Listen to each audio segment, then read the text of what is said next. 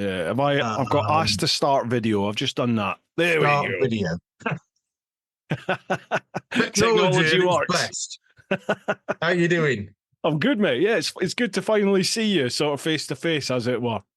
Yeah. A few people have said that. Right, I'm a podcast virgin, so I'm delighted to be here, and I'm delighted to take your guidance when it starts at 6:30, and just go with the flow.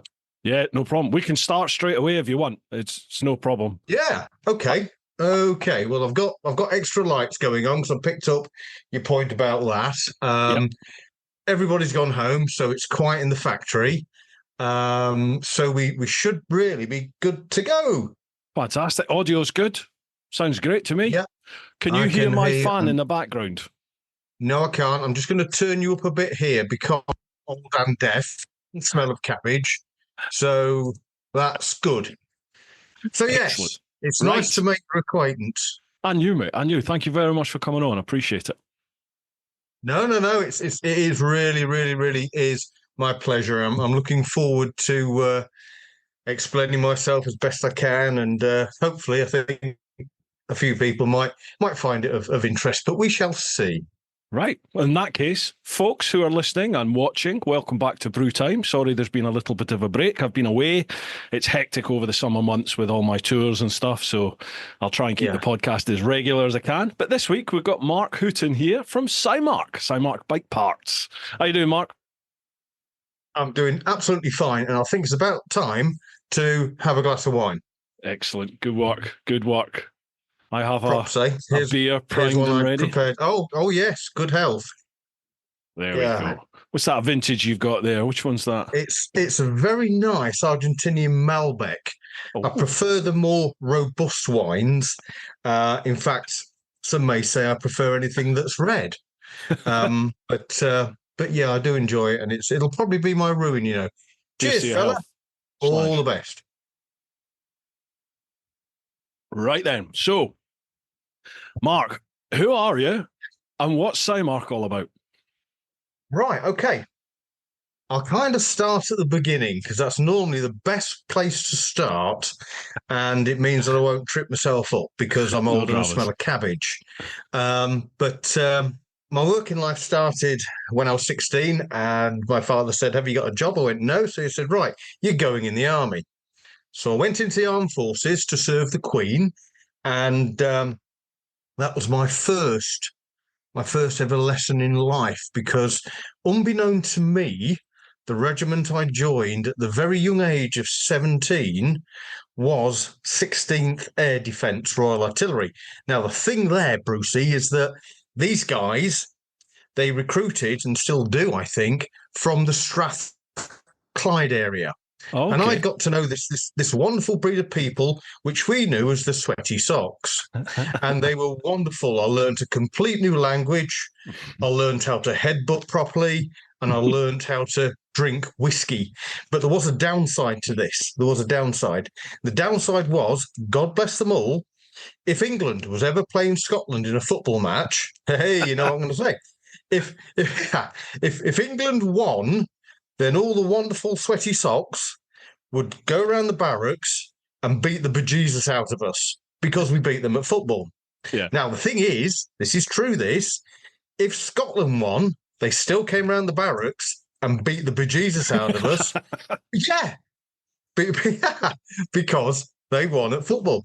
Don't misunderstand me. I'm trying to make it humorous and entertaining.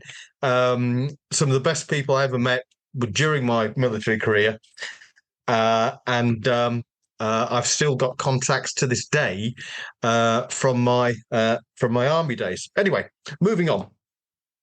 About 8 years later, we had the Falklands, which I was in, and thankfully I hid at the bottom of the trench, so I didn't see any action, and that was good. And shortly thereafter, the Navy decided that they wanted our air defence assets, something called Rapier. Now, rather than take a bunch of Royal Marine Commandos and train them to operate Rapier, they decided to take some Rapier guys, picked from 3 regiments and turned them into commandos, in effect. I was stood at the wrong place at the wrong time. Oh, yeah. And me and a few other guys were what's known at the time, and it's disbanded now, as G Troop. And G Troop was the forerunner of 20 Commando Battery. 20 Commando Battery was part of 29 Commando based in Plymouth, and we used to support 42 Commando in Norway. So I spent 4 years in Norway, which was great, but it was bloody cold.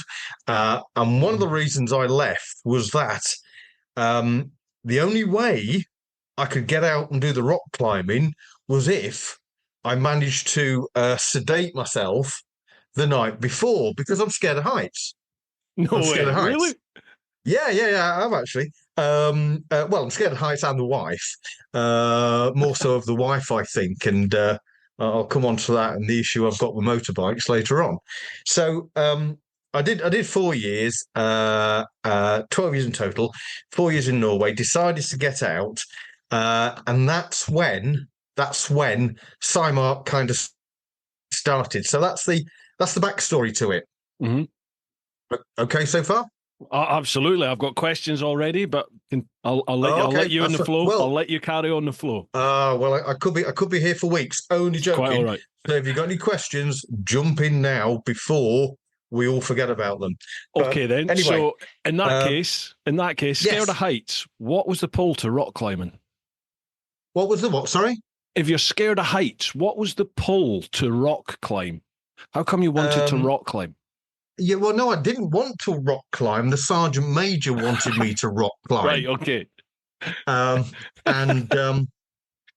some of the jocks also moved into 20 Commando Battery with me. So I didn't know what was more frightening: a jock who had just seen his team lose to England, or a sergeant major who wanted me to go up a cliff face. And despite all the whimpering and crying I could possibly manage, it didn't cut any ice whatsoever. I still had to go up that mountain. And it was, for me, if you've ever had any fears, it was for me quite terrifying. And I used to cling to the rock face.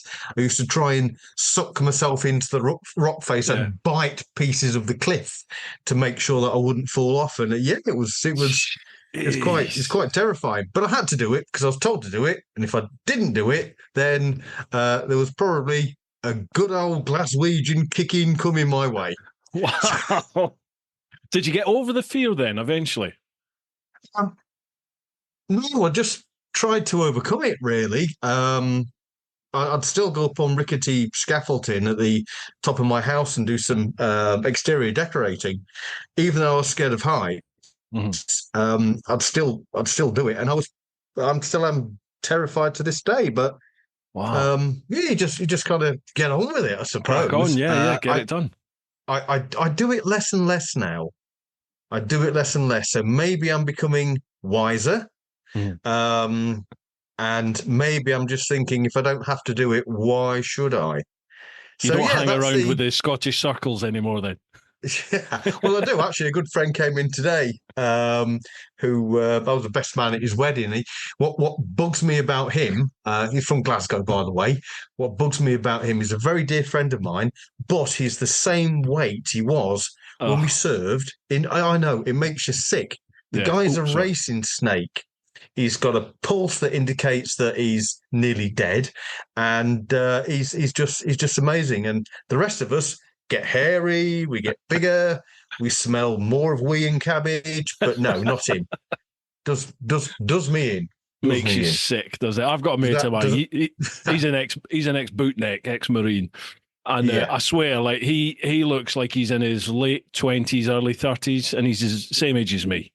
And he's just incredible. Still got like 6-pack, amazing physique. I mean, he does train, and he's got a lot of self-discipline. So yeah, that helps. But I mean, he still looks young, makes you sick. Sorry to interrupt, folks, but just a quick shout out for this week's sponsors, who are, as always, Ultimate Add-ons. Ultimate Add-ons have been back in the podcast for the last few years, and I've been using their products since probably around about 2017, 2018. They specialise in phone holders, so both the mounts that attach to your bike and the protective cases that your phone goes in. Now, these cases are shockproof, they're dustproof, they're the perfect things to put your phone in whilst you're on the bike, and even if you do have a mishap, your phone is nicely protected inside that case. You can still use the phone, you can still use the touchscreen, you can even still use the cameras. They do a wide selection of mounts. I use the ratchet strap, which is actually in their cycle section, but you can pick any one you like for your particular bike or a generic one. It's up to you. Ultimate Add-ons are also doing a number of other accessories, things like action camera mounts. They're also now doing heated grips. They do things like a balaclava, USB, USB-C, power adapters, lots of different things. Head to their website, check out the products, and if you use the code TeapotOne with the number 10, TeapotOne10, then you will get 10% off. A massive thanks to Ultimate Add-ons for all your support. And a massive shout out to all of you over in the clan, over on Patreons, patreon.com/TeapotOne. I literally could not do this full time without your support, folks. So thank you from the bottom of my heart for going that extra mile with your support. You're also the backbone of the Brew Time podcast with all your questions. So keep them coming and we'll go from strength to strength. So Cymarc, you said Cymarc sort of arrived as you came out of the forces. Thanks for putting me back on track. Now, when you leave the military, you get offered a pre-release course. Yeah. Everybody does driving, carpentry, plumbing, stuff like that. I decided to do Asian cooking. The reason for that is that I'd never been taught how to cook. And in the army, of course, they feed you, they clothe you, they mother you, they beat you up, they do everything you might possibly need. And I thought, right, I need to learn a skill. So I went off and did Asian cooking. They pointed out to me that although that was quite noble, maybe I needed a more practical skill. Yeah, for Civvy Street. So I went and did a business course. So, which basically taught me how to count. Didn't do anything more than that. Remember, I was in the artillery. So I applied for a job as a prison warden.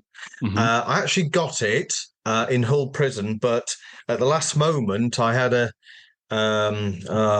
misgivings and I decided not to go down that route. Instead, I decided to go into business with an erstwhile civilian mate of mine.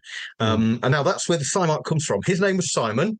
My name's Mark. We took the Cy and the Mark, and we put it together. And if you ever look at the because there's two parts to Cymarc. There's the bike parts thing, which I'm very passionate about, which you know, and there's also the industrial side. We supply into the railway industry. And the Cymarc is designed as such that when you look at it at the side, it's shaped like a milling cutter, which you use to mill metals and things like that. So quite a bit of time went into coming up with this Cymarc thing, and then spanked me till I'm rosy red. After about a year, the partnership just fell to bits because he couldn't get up in the mornings. And I could, so you could see that it was going to unravel. The entertaining thing there was that, and I'll never forget this. I went to the bank and I said, "Look, I've split with Simon. He can't get out of bed. I'm trying to get out of bed."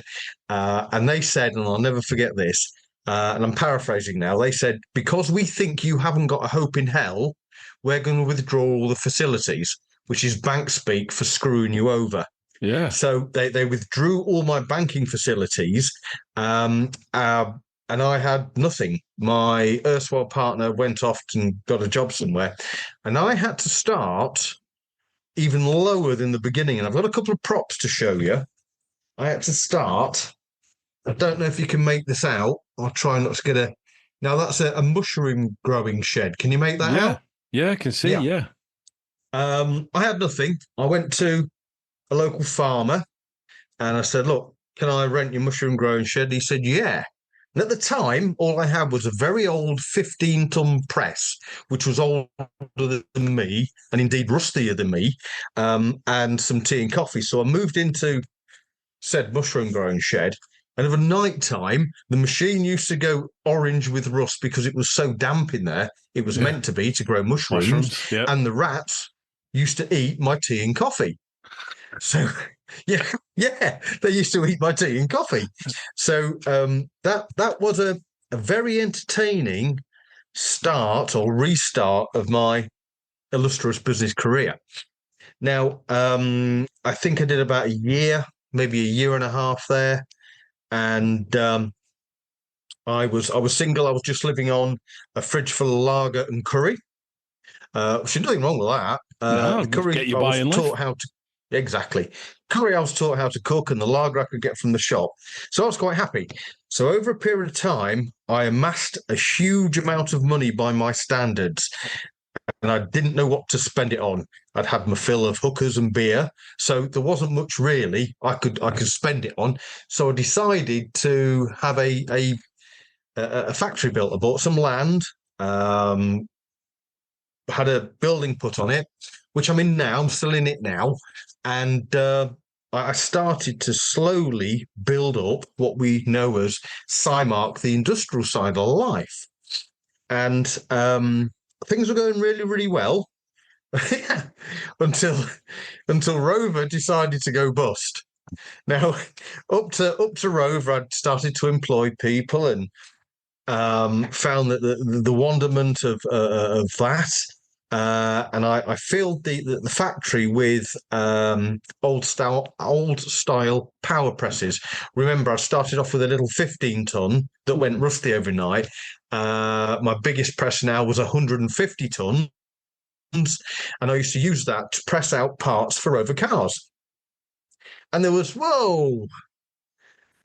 quite a few of us hanging from the roof, hanging from the girders. So life was good. Rover went pop, and the government at the time said, if you've got a chance of surviving, we'll fund you. We'll help you survive. So I had accountants crawling out of every orifice to make sure that my business had some sort of chance of surviving, and thankfully it did. And that allowed me to invest in this laser technology, which I used to make the bike parts. Yeah. I bought my first laser, and it's not unsubstantial at all. As once you've got it installed, for an industrial laser, there's not much change out of £500,000. So wow, it's yeah, I know, yeah, serious stuff. But thankfully, wine got me through. That eases the decision. Oh yeah, honestly, it's got me.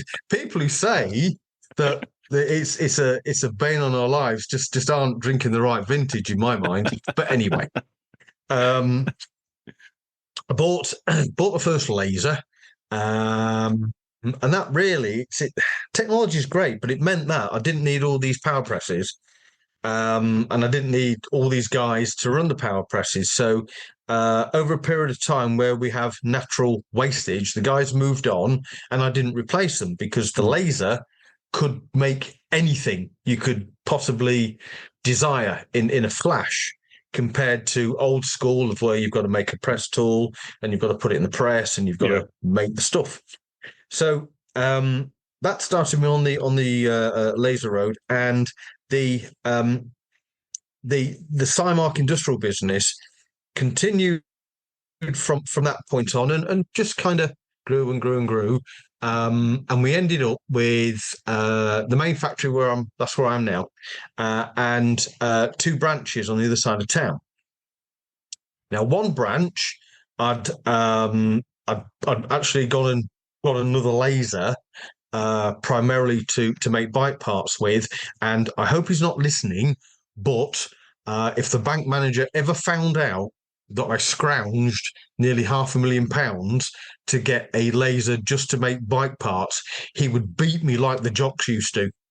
Yeah, it really, really, really would. Because the figures, Brucey, the figures do not stack up. Yeah. No way does what I do with the bike parts stack up to make something like a £500,000,000 laser profiler viable. But I told him it was for the core business, you see. Mm-hmm. Hey, cunning. So got this laser. and I started to mess about. And I've been a biker actually for more than 30 years. I'd say probably nearly 50 years now. And I started on bikes when I was very early teenager. So a mate of mine, in fact, it was the jock who was here today. He had something called a V-Strom, a Suzuki V-Strom. Yeah. Yeah. They're amazing bikes. They're built to a budget, even worse than the BMWs.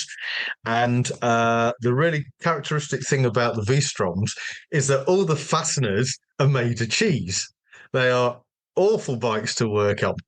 And he bought it because he's thrifty and I love him to bits. And he said, "Look, Mark, there's a problem with the bike. You're an engineer, drunk engineer most of the time. You're an engineer. Can you sort it?" So I had a look at the creative engineer, Mark. Creative. Yeah, I like that word. I'll use that more often. Thank you. So I had a look at the bike and I found out that there was an offset between the front and rear sprocket of 1.47 millimeters. So I designed a spacer to correct this so that the rear sprocket was perfectly in line with the front one. Mm-hmm. And the clunky gearbox disappeared overnight. Wow. It went. Now, I've tried to think this through because my mate said, "How on earth can somebody like you, Mark, because I know you, come up with something like this?" News to me, I've got no idea. What goes on up here sometimes really scares everybody. So I said, well, all I've done is correct this offset, and it seems to have worked. So I thought, hang on, I might be onto something here. So I didn't patent it or anything like that. I put it up for sale, I think initially on Fleabay or something like that. Mm-hmm. And I sold loads of them. This was a fault, not just on my mate's bike. It's a fault, if you can call it a fault, on all Suzuki DL1000s of that time. Yeah. So I was selling these spacers. In fact, they're still on the site now. You can still buy them to this day. And I thought, I really enjoyed doing that. I even surprised myself and my mate Ricky that I managed to figure this one out. It was around about the time that I got my first BMW, a 2005 GS. And I bought it from a guy up in Aberdeen. And I rode it back down and I started to make parts for it. And that is really where it all started to happen. Now, what I did was throw any idea, any common sense about finances, profit and loss out the window, because A, it was my bike, so I wasn't bothered about the cost. Yeah. I just wanted the best. And B, my day job was driving me nuts because I had to skin a fart to save a penny in my day job to make sure that I stay competitive. So to be able to take a clean sheet and think, right, okay, I'm not bothered about how much it costs. I'm going to spend whatever it takes to make the best part I possibly can with my 3 brain cells for my bike so that I'm happy with it. And once again, spank me till I'm rosy red. Amazingly, it was a bit of a USP. People started to gravitate towards it and people started to buy my parts. Uh-huh. They could also ring me up any time of the day as long as I wasn't A, asleep, or B, drunk. And I would talk to them because I was impassioned about what I do and how I make it and how I love all my little babies. And they would react very well to it. And of course, they didn't have to learn Mandarin to be able to speak to the guy who designed and made it. And it started to get a life of itself. The V-Strom guys made me an honorary member of the V-Strom Club, which is really funny because I got this award. You probably won't be able to see it. Awarded to Mark Hooton, Cymarc, for proving that lunatics can mix with normal people. West Wales Meet 2014. Yeah, God bless them. God Nice. Bless them. Nice. But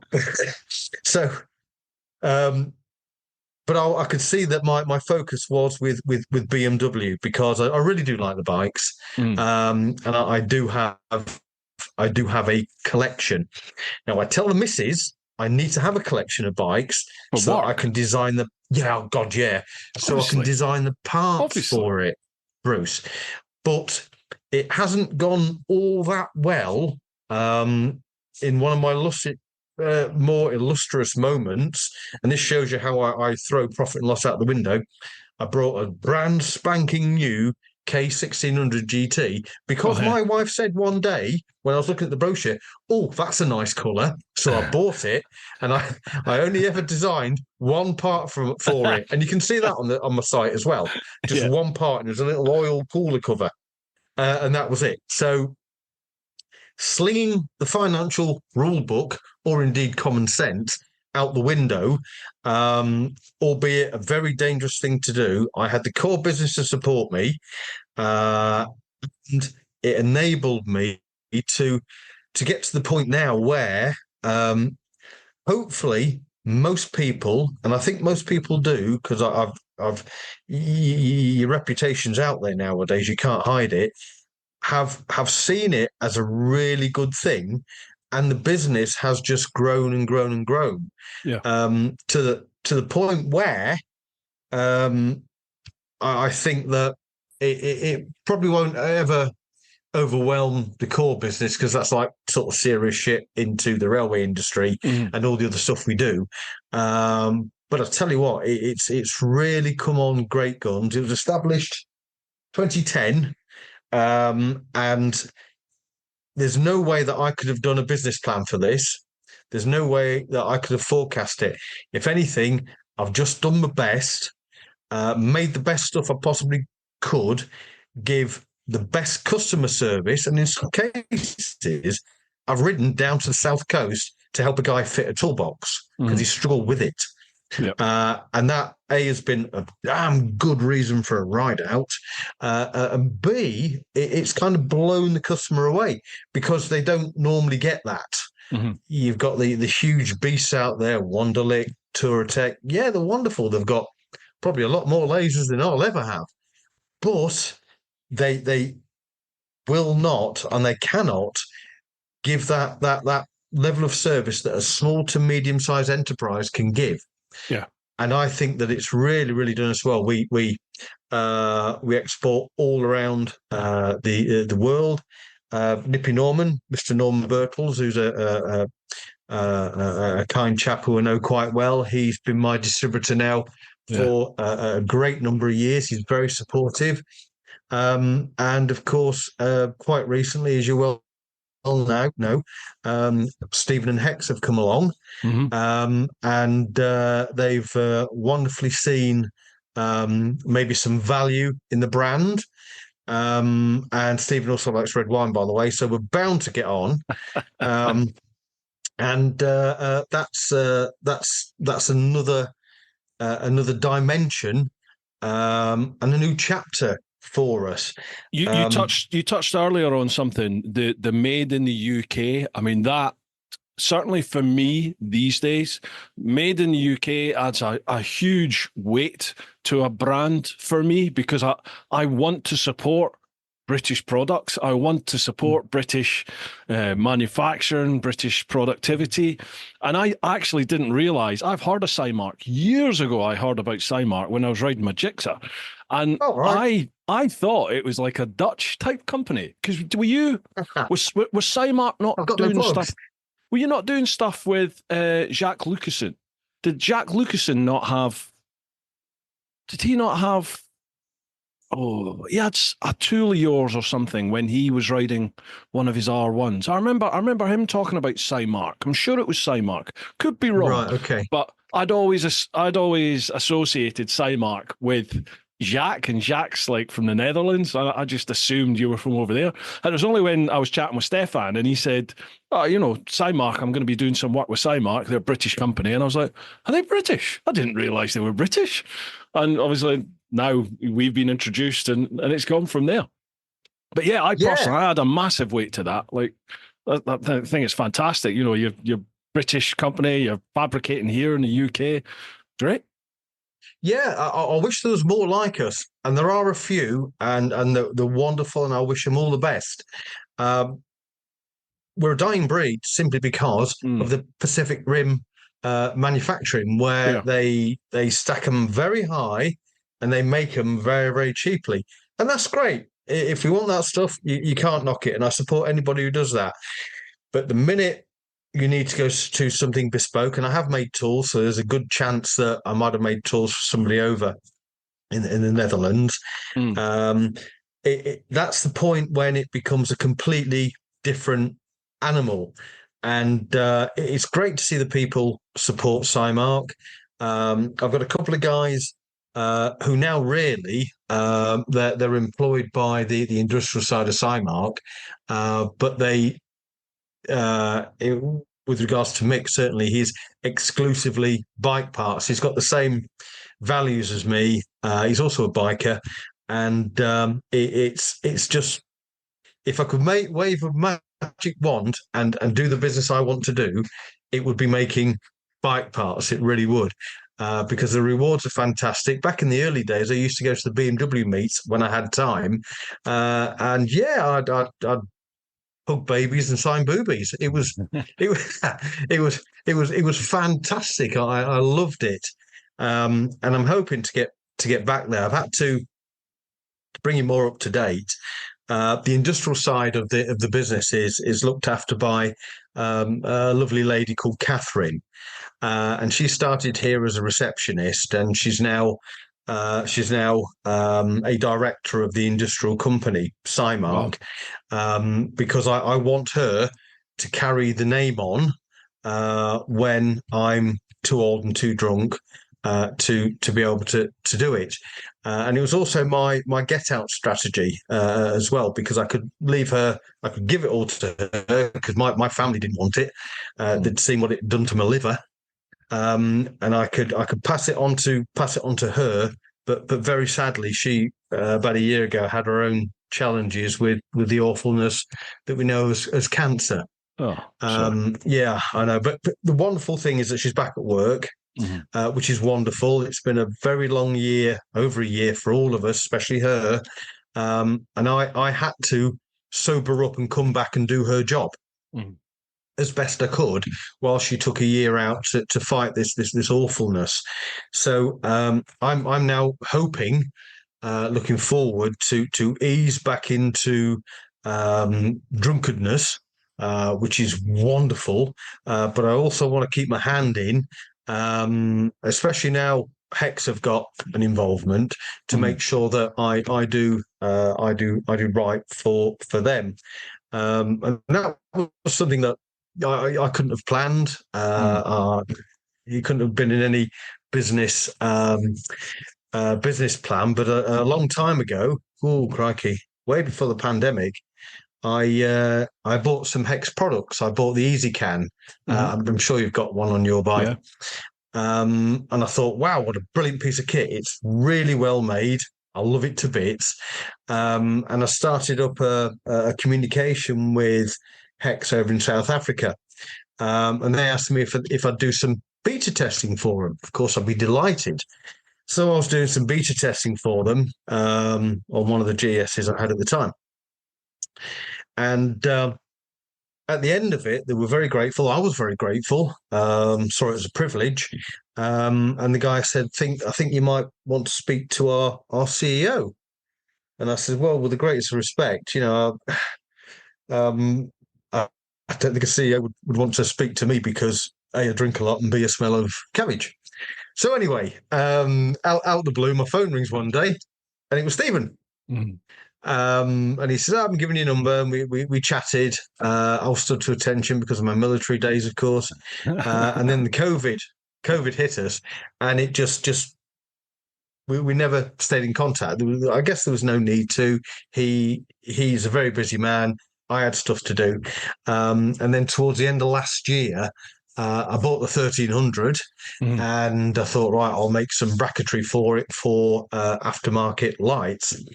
And I think I sent an email to Stephen, and I said, I don't know if you've got any input on this, because you need a controller. And the great guy that he is says, "Crikey, Mark, yeah, I remember you. How are you doing?" As it happens, we're looking for somebody to help us with our metalwork moving forward. Obviously, he'd done his due diligence. Who wouldn't? And he said, "We'd be delighted if you would come on board." So that was an opportunity for me, really, to show him what I could do, and that's falling into two distinct areas. One area is the normal industrial manufacturing of his parts, and I'm sure you've seen this and the parts that we do. It's got the Cymarc logo on, you see. So, yeah. If there's anything that gets the blood pounding, Bruce, it's the Cymarc logo. Once again, if the bank manager knew that, and I think it's over my shoulder, that printer, the bank manager knew that I spent £8,000 on a printer so I could print Cymarc on the bracket. Yes, that would be another beating I would get because I've got no sense when it comes to it. But Stephen liked it, and of course I could put the Hex logo on it too. And that's the normal. That's kind of bread and butter. That's what I do. That's what the factory does. We manufacture stuff. But in addition to that, I've been able to assist Stephen in R&D. Now, in probably nearly every case, if a company goes to another company and wants them to do R&D for them, it costs money. It's quite expensive. And I was delighted, and I don't think he believed me at first. I was delighted to say, because I'm impassioned about what I do, you just tell me what you want. You don't even have to buy it off me. Just tell me what you want, and I'll make it at night times and weekends because I love making stuff, and I'll send it to you. And if it helps you, great. And that's actually going on to this day. In fact, I'm going down to see him at the ABR rally on Saturday with some samples for some brackets that he's looking at further down the line. And that for me is absolutely wonderful. It's why I'm here, because I love making stuff. And long will that hopefully continue. Yeah. And we're also sponsored by the Influencer Store. Now I've got some blurb to read out for them. The Influencer Store helps you build your brand, big or small, providing you with a solution and apparel. We help you to increase your fan base while supporting you with starting your own influencer clothing line with nothing more than just an idea and a design, and there are no hidden costs. For more info, come check us out at theinfluencerstore.co.uk or drop us an email at online@influencerstore.co.uk for more information. Now, all my current merch over at TeapotOne.com, that is all handled by Roger and Charlotte and the family over at the Influencer Store. So thank you for all your support. And lastly, a big shout out to all of you who are either watching a podcast or listening just now on your platform of choice. If you can share with your mates, tell people about the podcast and help spread the word. That really does help. And if you're listening on things like Apple Podcasts or Spotify, if you can follow and leave a review or rating, 5-star is preferable, of course, then that would be absolutely fan-dabby-dozy. All right, folks, let's get back to the podcast. Your genuine nature and your approachfulness, is that a word? Approachability? How approachable you are. That is something that everybody... I'm going to blow smoke up your arse here. Oh, the second I mention either your name or the company Cymarc, anyone that has dealt with you personally, everybody says that. Like, you're a top bloke, you're a very down-to-earth, genuine bloke. So, that for me, as a customer, as a potential customer especially, to hear people saying that about someone who owns a business, and the business themselves, that adds a massive weight for me, because I really do hold a lot of weight towards like customer service, customer care, all that sort of stuff, because I think it's something it's kind of lacking in this day and age, particularly because the vast majority of the bits and stuff we just buy as a consumer, it is made overseas. It is made over in China, just mass produced. And if there's any issue, either just send you another one. It's just all over the place. It's just sent. But I would much rather I'd much rather pay my money for a good bit of kit that is made by someone that actually cares about not only the customer, but the product itself, and it's made there in the UK. I think brilliant. I love it. You need to big that up Yeah, yeah. massively. You got to big the made in the UK part up. Yeah, yeah, that's right. It wasn't designed. It's just, I guess, a manifestation of how I would like to be treated and Mm. how I would like my bits to be done. And Old the school people I've values, isn't met, it? yeah, yeah, the people I've met have been wonderful. Do you know about the crowd up at Moffat at the Buccleuch Arms? Yeah, yeah, yeah. I was up seeing them Yeah, last month, well, month before.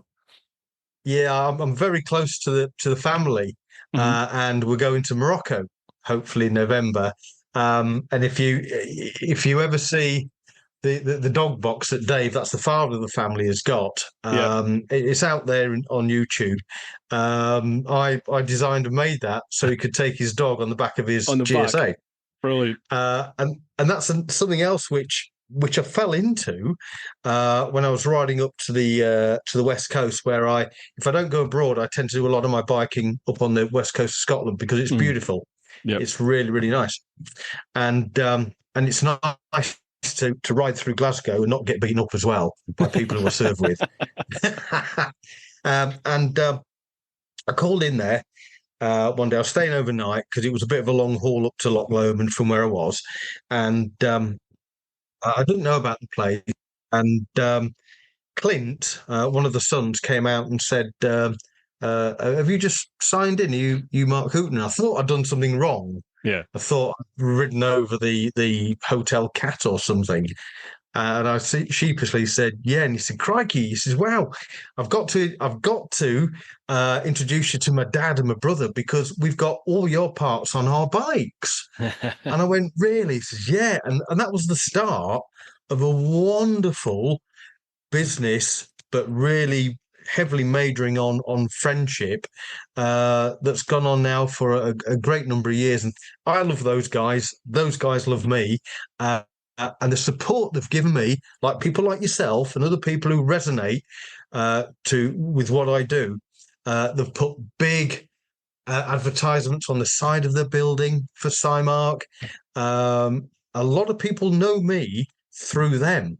Hmm. I've been up there many, many weekends, and I've had many, many people come up to me, and it's just been great to talk to them. And they've been very interested in what I've done. And a few It's a people have cracking said, "Look, hotel, isn't it? yeah, it's a wonderful place. It's probably, in my mind, but I would say this because they are very dear to me. It's probably the best biking hotel in the whole country. Mm. Really is superb. They're all bikers. They all care about what they do. They're all very, very dear to me. And they get me drunk and keep an eye on me. what, what more could you possibly want? Sold. Where do I say? Yeah, he was. We were chatting about you actually when I was up there last time. I was chatting with Dave, and I think I saw the Cymarc sign. Might have seen the Cymarc Yeah, sign, and I said, "Oh, yeah, you Mark's probably coming would have. on the podcast for a chat." And yeah, Dave was saying that you were good mates. In fact, Yeah, I think he mentioned about Morocco actually, that you were going off to Morocco. yeah, that's right. We were off to Corsica, Hmm. but it got this bit between his teeth on Morocco, and I've never been to Morocco. And he said, "Look, let's go." Ferries were booked to leave on the 1st of November, and it's me, Dave, and Polly and Clint, the two sons, and Blue the dog, of course. Hmm. Um, and the ferry leaves on the 1st of November, but it's been cancelled for operational reasons. So Dave's dealing with it. So I don't know if he's going to have to rebook. Now, the thing is, we can't leave it much more after the 1st of November because I've got to be back by the middle of November to go on a cruise with my wife. And my wife has said to me, and all the boys know what she's like because they love her more than they'll ever love me. My wife has said to me, "If you're not back in time, I'm going to kill you and I'm going to kill all your mates." Um, now, now, now, as I said, the lads love her as much as what I do. So the plan is we're all dick off to Morocco, and they are going to escort me to the port in Morocco and make sure that I get on the You ferry get home. for Europe because they think that if they do that, I've got a good chance of getting back and they won't get killed by my wife. So that's the plan. But it's now up in the air because the ferry's been cancelled, and I can't leave it too late because if I'm not back in time, we're all dead men. So Was we'll that see. the Tangier ferry you were getting? Um, I I I don't think it was. You're going Clint's done across to Ceuta. all the routing. It's it's going from Gibraltar. Uh huh. What looks like across the shortest stretch between Yeah. Europe. Okay, so it's probably going to be the Ceuta crossing then. Algeciras to Ceuta. Oh yeah. That's the short one. That's like I think that's about half hour, 45 minutes or something. It's the one Oh, I okay. usually do. It goes to Ceuta, which is like a Spanish enclave right on the very north of Morocco. Okay. And then you basically you ride through Ceuta. It takes about 10 minutes, and then you get to a land border into Morocco. Wow. Dead easy, dead straightforward, no dramas at all. If you go Tangiers, that's like an hour and a half ferry. That's a much, Yeah. much bigger ferry. That goes to Tangiers, and then it's quite a clinical border. You know, it's really, really, really easy. It's a typical sort of off the ferry, same as when you arrive in Spain at Santander or Bilbao. It's the same sort of thing. The Yeah. Ceuta one's a Yeah. bit more meaty. It feels like you're overlanding, you know, because you're doing a land crossing over.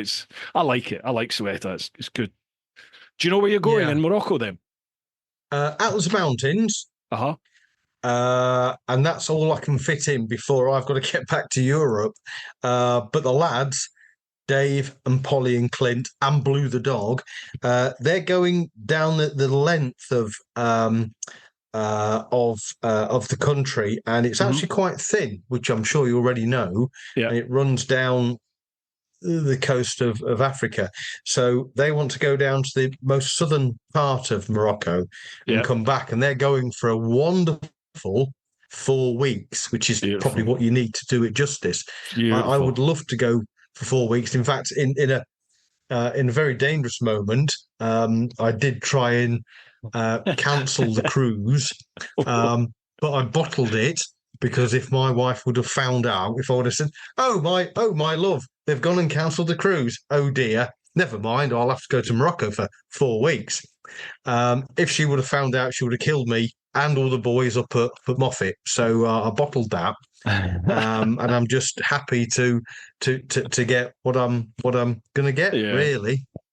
Yeah, Morocco's awesome. I've been there quite a few times now. It's awesome. You gotta go places like Ouarzazate, Zoud Falls, head to Merzouga right over in the southeast, which is like the gateway to the Sahara there. It's just beautiful. Literally the hotels that they have, they look onto the sand dunes of the Sahara. It's stunning. But I've normally done that in like June, so it's 49 degrees. It's ridiculous. It's crazy. I couldn't. For 4 years in Norway, I tend to like the colder climes. So Whereabouts in planning Norway to were go. you? Sorry to interrupt. There's a bit of a delay on the Zoom. Apologies. Yeah. Whereabouts in Norway were you when you were stationed Right. out there? Well, we were based at a place called Andelsnes, which is Right. south of Bergen. hmm But during the deployment up into the Arctic Circle, we used to go up to a place called Jurkin Ranges. And that's really our two main areas of operation, up within the Arctic Circle for the exercising. Yeah. And our barracks was at a place called Andelsnes. Okay. So up in Which the is Arctic now on a Circle. Sorry, go on. Apologies. Sorry, go on. And there's now actually cruises to Andelsnes. Yeah, Really? which I'd love to go on because I might bump into an old flame, but I won't send it to the wife. And we used to have out there winter wives. Winter wives. If you took a crate of scotch, because of their really onerous and heavy anti-alcohol philosophy they've got over there, and of course the cost of it, if you took out a crate of scotch, you could literally buy, and she was happy to do this. You could buy a woman who would take care of all your needs. She would do your washing. She would do your ironing. She would look after you. Mrs. Hooton isn't listening to this part, obviously. No, hopefully she's not. Allegedly, allegedly. So when I saw Andelsnes come up on the on this cruise route, I did say I'd love to go back just to Just have a wander around, see if That the could be barracks are very still there. expensive, Mark. Very Yeah, expensive. yeah, it could be actually. Yeah, and very, very, very, very dangerous. Have you met the wife? No, you haven't. Speak to somebody who has, and you'll realise how dangerous it can be. Yeah. Cymarc, I remember Cymarc. Whatever happened to them? Yeah. Yeah.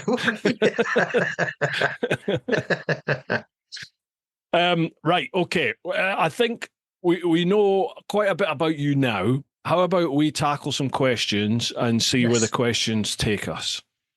Fantastic. Right. I Lovely mean, old you're job. very capable hands. Well, this is all down to the clan over on Patreon. The questions they put up, I don't pre-read them, Mark, so I've got no idea what they are. I trust them. I do trust them, but they can be quite left field sometimes. Sometimes they're to do with who you are and what your business is. Other times they can be totally random. Yeah. Up for it? Okay. Let's let's have a go then and see where we go with this. As he gulps some red wine. Right, okay, we'll head over to the clan, which is patreon.com/teapotone. First one, Debbie Clegg. How you doing, Debbie? Hi, Bruce. Hi, Mark. Question for Mark. In your experience, what's the most difficult and expensive bike part or parts to produce? And do you worry about the overseas competition as far as cost is concerned? Right. Okay. Yeah. Good question, actually. I don't know why I was so fearful. Right. That's a question in two parts. The first answer, yes, it's something called the armadillo hugger, which is the most expensive part, both in cost and labour, that I've ever designed and made. And that came about a long time ago when I got it into my head. You've heard of a mud sling, haven't you? Yeah. Mm-hmm. Yeah. Well, I wanted to make one of those, but not like everybody else. I wanted to make it out of small segments of aluminium that had all been TIG welded together. Yeah, Wow. already we know it's crackers, but there was no holding me because of the single figure IQ and how I can get the bit between my teeth and how I like this too much. And that consumed me. That consumed me for 3 days. I did sleep. It was the odd hour on the office floor, but what I ended up was I moved my desk next to one of my lasers. And these lasers are huge beasts. And I moved my bike, put it on a ramp, and got it up to the level of my desk so that I could measure how I wanted this mud sling, this mud guard to look. Now the problem was not, apart from the low IQ, the problem was when you try and make something out of what was probably hundreds of little individual aluminium parts all TIG welded together, the eye will always follow something that's not quite right. Yeah. You know, when you've got a dent in your car, it sticks out like a mile. Yeah. And I would make one, and it wasn't right because I could see that it wasn't right, and it wasn't right, and it bugged me. So I'd make another one. I'd redesign it. I'd laser it out. I'd put it all together, and it still wasn't right. And instead of doing the sensible thing and walking away, I continued for 3 days and 3 nights until I finally got it right. I didn't sell one ever. I have not sold one armadillo hugger in my life. I don't think I could even give it away, Bruce. But it was probably the most expensive part I've ever made, because if you ever have to pay for R&D with a £500,000 laser, and all the design work that goes into it, it costs an absolute fortune to make one. That's why the Chinese make millions, because it brings the price right down, obviously. Yeah.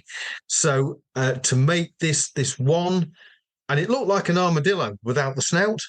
That's what it looked like. It was quite bizarre, really. That was the most expensive part that I've ever made. To answer the second question, no, I don't worry about Chinese manufacturing at all, because we are so I never want to worry about Chinese manufacturing. If I try and compete with Chinese manufacturing, I will go out of business. So I don't worry about it at all. They do their thing. and I will respect them for what they do, and I will do my thing, and never the twain shall meet. Mm. You're obviously a very creative person. For you, does the look and form of whatever it is that you're producing, does that take precedence above everything else for you? It's got to look good and do the job. Is that no? To answer your question honestly, it's got to be the best quality I can possibly make it. Mm. I don't. It's very kind of you to say that I'm creative. I don't think I am. What I've found is that if I try and make it as best as I possibly can, and as expensively as I possibly can, not a lot of people use stainless steel as a material because it's so difficult to work and it's so expensive compared to mild steel. But if you buy mild steel products and powder coat them, when they chip, they go rusty. Yeah. And that's one of the reasons why I said, right, I'll always make stuff in stainless steel or aluminium. So it's not a creative flair that I've got. It's a functional flair where I try and make it as good as I can. And I've got to admit, some of the stuff I've made, it's been crackers.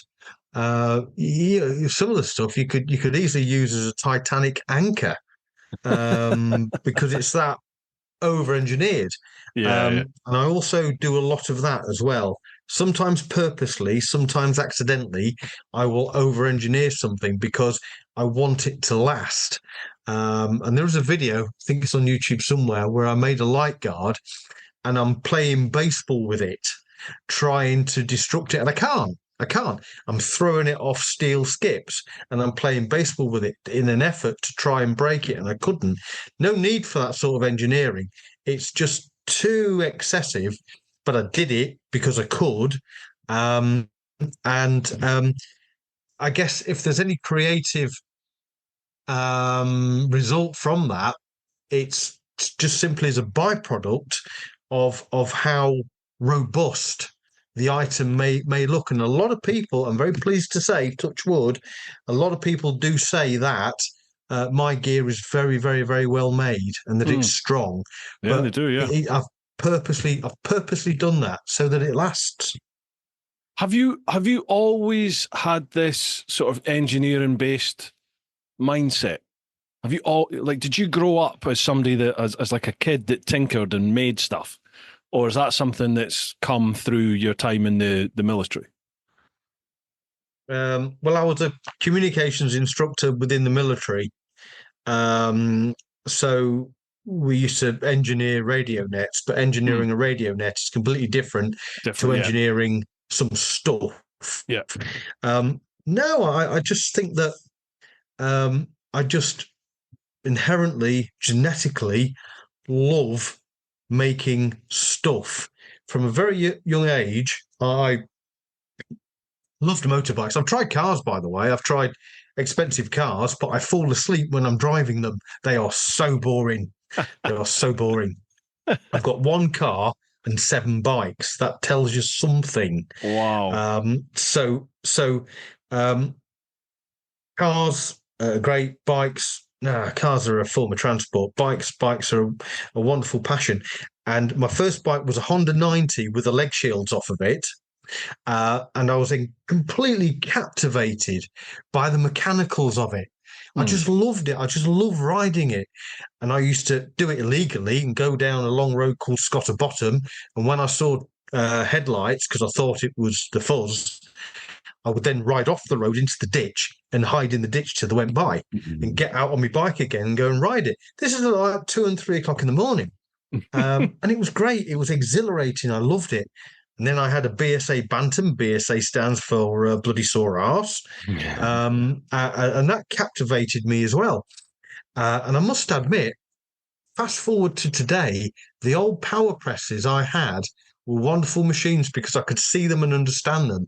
This laser technology and the other CNC machines I've got, they're all wonderful and they're brilliant, but they haven't got the same mechanical appeal to me. So there's obviously some sort of mechanical leaning that I've got.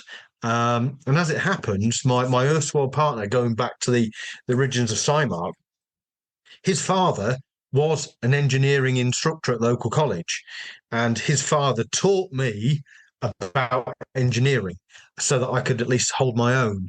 And that also captivated me as well. So yeah, I never knew I had it, but I just like making stuff, and I appreciate mechanicals, I guess. Mm. So you obviously you moved from the presses and you embrace development technology with the lasers. Are you still looking forward? Are you still looking at, right, what's the next development in manufacturing technology? What else? What's the next thing? Or are you just, right, lasers do what I need them to do now? What can I do with a laser? Yeah, that's good. That's a good point. If I bring Catherine back into this, if it was down to me, because I'm in business and I don't know how, because in a lot of aspects I've got little or no regard to money. Money to me is a side issue. Yeah.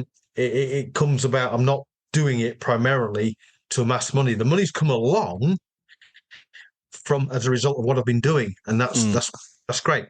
The latest technology, the latest laser I wanted to buy a few years ago, but Catherine keeps my feet on the ground, is fiber lasers.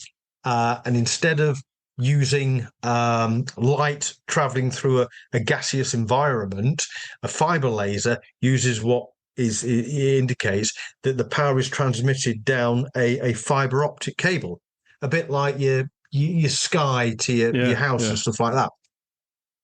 And technology has now got to the point where they can pass energy down a fiber optic cable strong enough to cut through 30 millimeter thick mild steel. Yeah, like a knife through butter.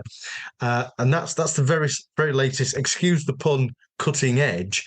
And I wanted to go out and buy one because I wanted one because I'm silly and low IQ. And Kath said, well, hang on. New.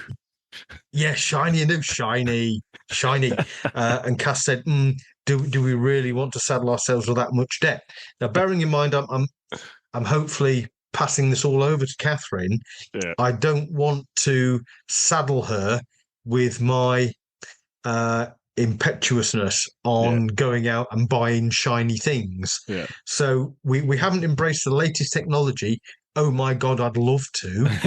And sometimes that is a good thing, really, because as I said, how I've managed to last in business with some of the stuff I've done, Bruce, I don't know.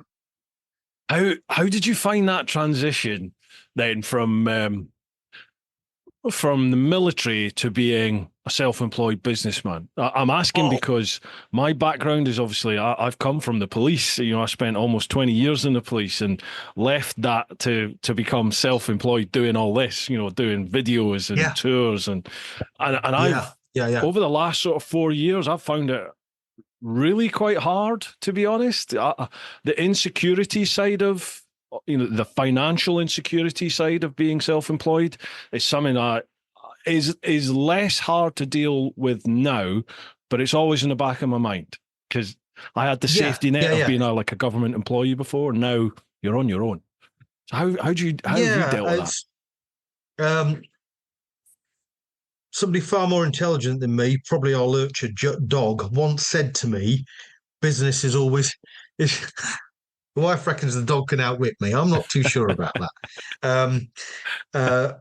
Business is constantly fragile. And you only ever appreciate this if you're self-employed or you're within a small to medium-sized enterprise. And I struggled. I really, really did, because I went from an environment where I was looked after, and a lot of people who I was friends with, they all translated it into the police force. A lot of my friends are police or ex-police because that's where they gravitate to once they've left the military. Yep. No, I went off and characteristically did something very, very stupid, and went into business. A few people who know me would say that it's only I would do something as crazy as this because I'm a couple of fries short of a Happy Meal. But they mean that in a nice way. They mean that in a supportive way, but they also mean it in only somebody like Mark would do stuff like this. So I think my my philosophy has helped me cope, or lack of philosophy, because a lot of the time I just threw caution to the wind, and hoped for the best and opened another bottle. Um, and that kind of helped me with the transition. But what I found is after how long has Cymarc been going now? 1990, 30 odd over years. 30 years. Wow. It's always been fragile. It's not actually any easier now, by the way, as you've just said. It doesn't seem any easier now. If we go back a few years, looking at the profit and loss and bare business facts like that, they were the halcyon days, because now it's so much harder.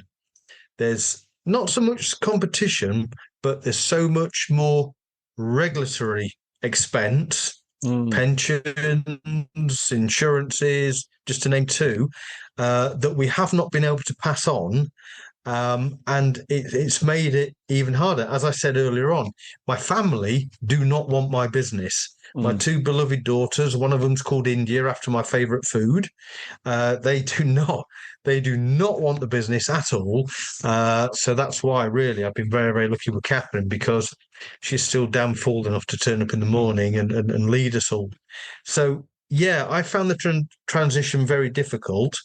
But I also think that because of my nature, it did help me cope with the difficulties of it, where other people just might have fallen off the edge of a cliff. Yeah. Yeah, it is very, it is, I found it a real struggle, and I've spoken to lots of entrepreneurs and people in similar situations to what we've been in, where you're working for the big corporate and then you make that leap. And everyone had basically said, it's either for you or it's not for you, and it's like, if you're gonna make a go of it, you just have to swing with the punches. You've got to duck when the blows come your way, figure a way around it, and just try not to focus too much on the what ifs. Just deal with it and keep going forward. Just keep going. Yeah. Don't give up. If I had to put it in two words, I would say tenacity. Yes. Because many a time I should have rolled over and just gave up. Yeah. Many a time. Much more intelligent people than I'll ever be would have done that. Tenacity and a good smattering of lunacy, I think, has helped me cope with it, and helped me get through really. But I do agree with you, and I do empathise with you. It is not easy. It doesn't seem to get any easier. In fact, it seems to get harder. We are now from 3 locations down to 1. We're all in the main factory now, the industrial side of Cymarc and also the bike part side of Cymarc. And I must say, I haven't been this happy for a long time, and that's simply because I haven't got 2 other locations to worry about. Yeah. So it's a very difficult thing, and it's certainly not for the faint-hearted. It really isn't. It's an adventure as well, though, isn't it? And it's, for me, the freedom I now have compared to the freedom I had before. I can't imagine actually going back into the traditional work role again, where I'm working for somebody else, because I'm pretty much the master of my own destiny here, really. It's like, it's over when I give up. So you just keep going, don't you? You just figure it out. There's got to be a solution for whatever your end result is, and you just keep chipping at it, and hopefully it'll work out. Yeah. And it's clear that you love what you do, and that's wonderful. Oh, God, yeah. And that's what drives us. What drives us all. But I could retire now, with a modest income for the rest of my days, And I guess a lot of people here would be a lot happier if I wasn't bimbling around all the time. But I don't think I could, because either me or the wife would end up underneath the patio, probably me. So I need a reason to get up Yeah. in the morning to come to work. And now I'm nearly back into semi-retirement mode, which is wonderful because it means that Kath's now back and up and running and doing what she needs to do. And I can now do what I want to. And all I want to do really is make stuff and ride my bikes. And drink. It's as simple Obviously. as that. And I'm not necessarily bothered about riding the best of bikes. And me and you can talk for a long time about the 1300, and I do look forward to that conversation. Oh, yes. But as you've already realised, I have a beloved 1972 Ukrainian KMZ Dnieper sidecar. I saw it in the post, yeah. Yeah, and having seen you done that recently, I thought, yeah, he'll know what I'm talking about. This particular beast, I often say to people, if you ever want to explore your manhood, come out with me in this particular beast, because it's got no brakes. It's got speedway tires on it, Bruce. So it's designed to slide round corners. And every day it scares me. Every day I get on it. It's a massive death trap. Everybody who knows it will tell you. People only go in it once. Mick, who looks after the bike parts for me in conjunction with me, he went in it once. He flatly refuses to ever go in it again because it is so dangerous. I nearly died in it, actually. You're selling it. You're selling it, Mark. You're selling it. Oh, yeah, I'm selling it. I might. I'll be up next week. There was an artillery reunion over on Saddleworth Moor near Manchester. Right. And I decided to go to it. Now I already knew, despite single figure IQ, I already knew that it was a death trap. So I planned ahead, as any good ex-serviceman would do. I filled the sidecar up with curry making stuff, the wok, a ballast, tent, obviously. Ballast. I needed that as the story will unfold, and lots of emergency wine. And I decided to go on B roads and tracks because it is dangerous. It's dangerous to other road users, dangerous to me. And I thought, I'll get there. It might take a while. And off I went. Now, this is where the single figure IQ unravels, because Lincolnshire is flat. You probably know this because it's bomber country. Mm-hmm. So while I'm on the sidecar, bimbling on a flat road, there's no problems at all. I didn't look ahead to realise that when I got over to the Pennines approaching Manchester, it was going to be up and down. That's when it started to unravel. And I was going down a hill with the sidecar fully loaded with curry, tent, emergency wine, and a few other things. And when I got to the bottom of the hill, I had no brakes at all. Now, the sidecar's on the right-hand side. So if it was a left-hander, I turned the handlebars like that, and all the weight went over onto the sidecar, and I got round. Mm-hmm. It was quite scary, but I got round. And I'm going down this particular hill, and it's got a right-hand bend at the bottom of it. Oh, God. Now then, on the sidecars, you probably found out, if you turn the handlebars to the right at the wrong time, the sidecar lifts up. Yeah. It's a very terrifying thing. It's really easy to do. It's too easy to do. So I'm piling down this road. It was a B road. No brakes. There was so much weight in the sidecar. I had no brakes at all, and I had to go around this corner. And I genuinely thought that I was going to die. And I turned the handlebars, and the sidecar lifted up. And I put my hand on it and put all my weight on it, including my wine gut, and I managed to get the sidecar down and get around the corner. And I stopped shortly after to take a moment. I think I started smoking again. I certainly cracked open some wine, and I thought, I nearly died. That's your ballast, Mark. It's a ballast, that's right. I nearly died. So I got to the artillery reunion, and all the lads who know me say, why did you do that? And well, I just did it, and thankfully the bike wouldn't start at the end of the weekend, so I had to get recovered back to Scunthorpe, and that probably saved my life. So yeah, it's but you still love it. I love it to bits. I've got the 1250, I've got the 1200, I've got an XR, I've got an R90, I've just got the 13. And You're I a will BMW still, fan then? yeah, I will still jump on this Ukrainian trap of death Brilliant. and ride this trap of death to work. It's wonderful. And I came on it today because I thought, no, I need to do this justice. So yeah, it's crackers. It's mental. It's horribly made. The welding is disgusting. But I just love it. I just love it to bits. The side that was the first time I'd ever ridden a sidecar. Was up at the sidecar experience on those Urals, and well, I Yeah. mean, if you watch the vid, you see I didn't stop laughing and giggling like a schoolgirl for 2 days. It was just, but it is such an alien experience compared to riding a bike. It's not like riding a bike, is it? Well, it isn't. No, It isn't. it's not. Yeah, turning's totally different. You don't lean. You sort of turn, but you turn.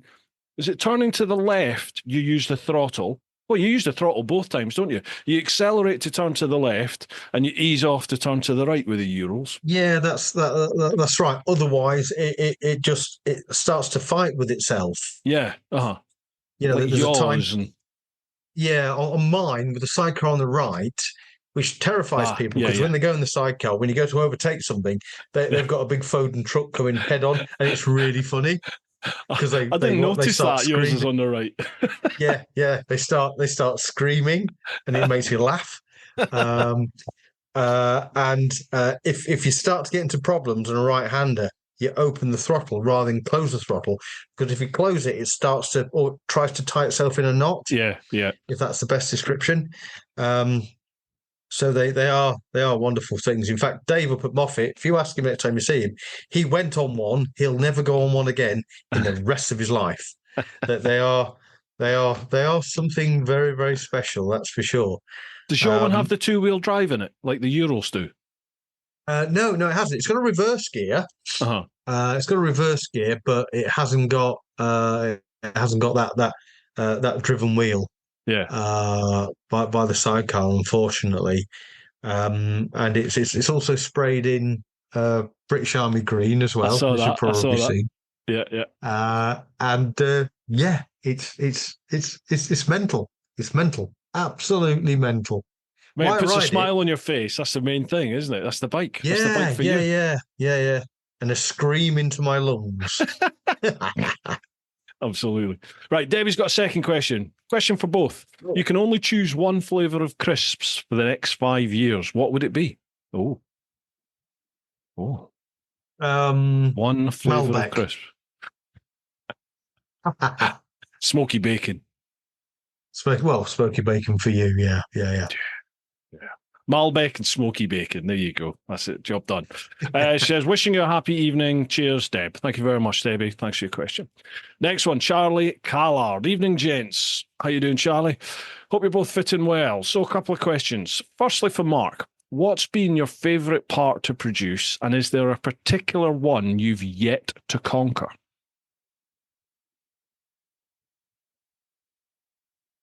I'll take a pause to think about my favourite part because I love all my babies. Um, I think my favourite part actually was a rear seat cover for once again Dave Smith up at Moffat. He's from Zimbabwe and he's got a lot of connections with the culture over there. And there's a particular tree that he had a photograph of, and he wanted this laser profiling into a pillion seat cover plate, along with his adventure bike and him. And foolishly, I took that on, and that took me 2 weeks to design. I've never let him forget it to draw because it was that complicated. And the satisfaction I got out of making just that one part, I think is more than any other part I've made. Now, I think he's long since weighed the stainless in to go towards his retirement fund, which I don't mind. But I keep on reminding him that it took me two weeks to actually draw up. Such was the complexity of it. So yeah, I got a lot of satisfaction out of that because it was difficult to do. Yeah. Was that the question? Was there something else? Yeah. And he said there was another one. Is there a particular one you've yet to conquer? Oh yeah. Don't give away any trade secrets, obviously.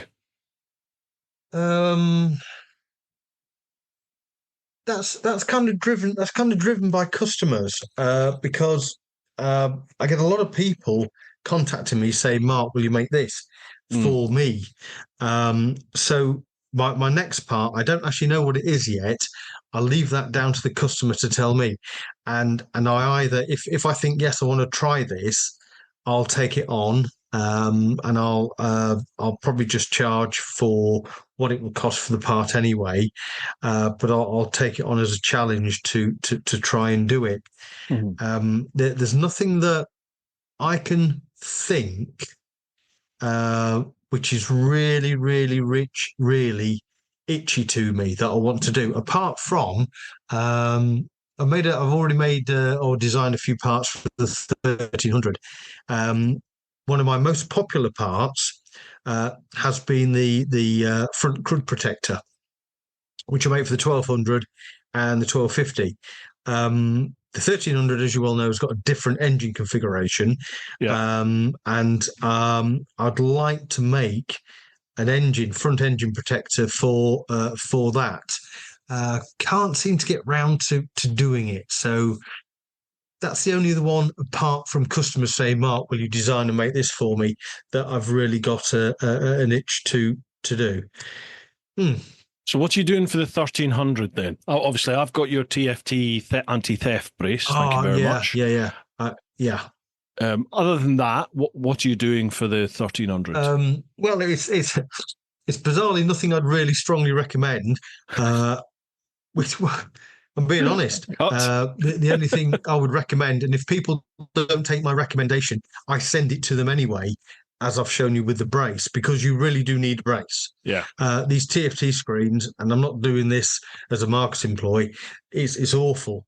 They're getting stolen in the cities, especially off the scooters now, because I've now done them, designed them for the scooters. But apart from the really required anti-theft brace for the screen, I make a what's it called, the X3 D-shackle lock, the one that you can't get through with a sitting disc. The light lock X3.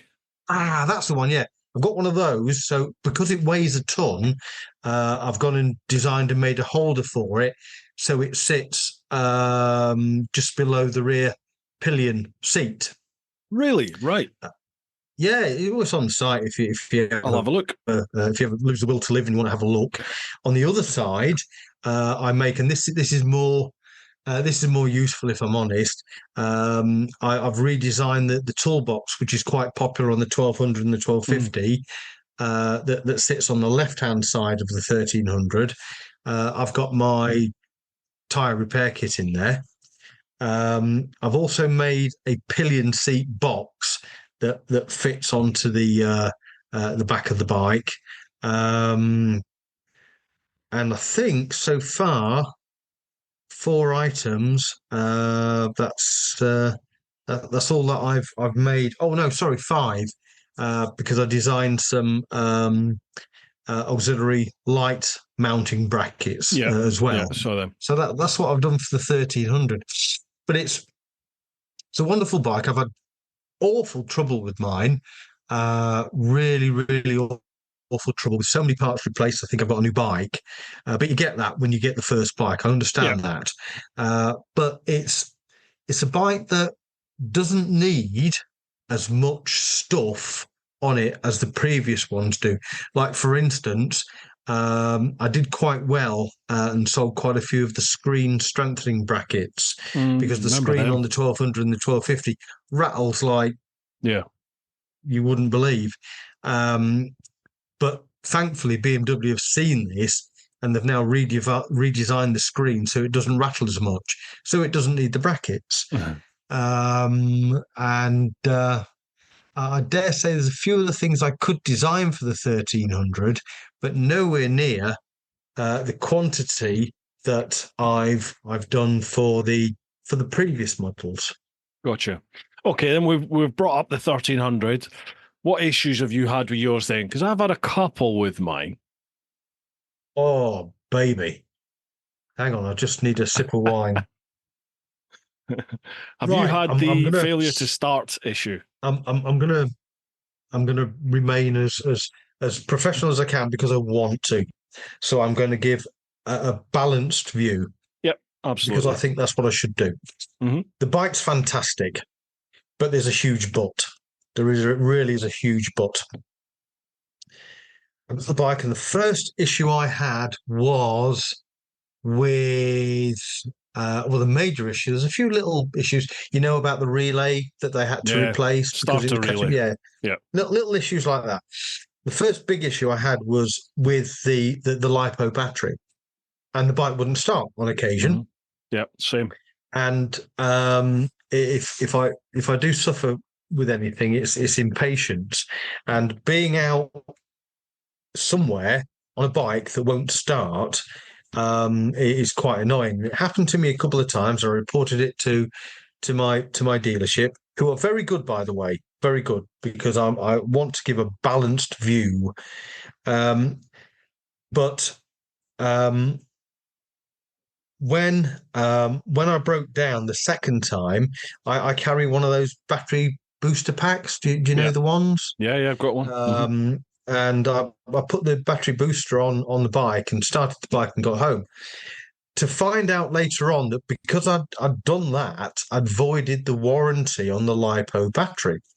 Yeah, I know. So I said, look, let's be fair about this. I don't want a BMW bash.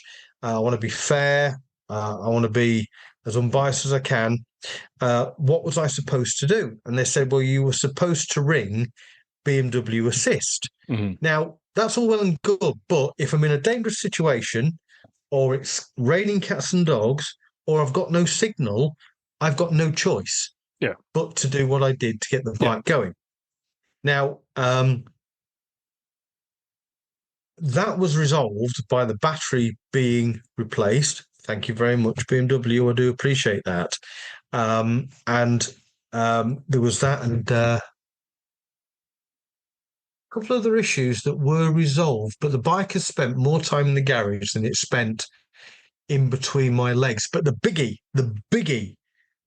I had was and this is all documented, so this is all true. It went for its 600 mile service, and I needed new brake pads. Oh, New me brake too. pads. Rear brake pads. Yeah. So I said, Yes. "Hey guys, there's something wrong with the bike." And at first, they said, "Bah, don't worry about it. It's probably an anomaly. We'll put some new brake pads in. We won't charge you. Happy days." So off I went. Very happy customer. At 900 miles, because I was then focused on it, I needed more brake pads. And I said, look, and I'm compressing this now because I've had the bike since late October. And I said, look, there's something wrong with the bike. They knew there was something wrong with the bike. The lady who dealt with the after sales knew there was something wrong with the bike. The technician knew something was wrong with the bike. The dealership cat knew that there was something wrong with the bike. Yeah. And they said, okay, we'll put it to investigation. So they contacted me. I'd gone away on holiday and they had it for 2 weeks. They'd done a load of other problems out on the bike. And I took a phone call, which I found incredulous. And I went over to the dealership, and it was explained to me that there was nothing wrong with the bike whatsoever.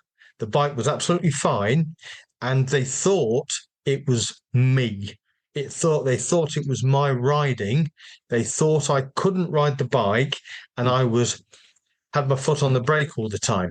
Yeah. Now, I took it well, but I wasn't happy with that. So I went away and I did two things. I got an examiner mate of mine who produced a statement saying that if he was to test me on any given day, he would expect me to achieve Rosper Gold, Mhm. and I carried out a scan of the bike using my professional 911 to find out that the ABS pump was defective. Mhm. What it was doing was putting the brakes on, not all the Mhm. time, but like that.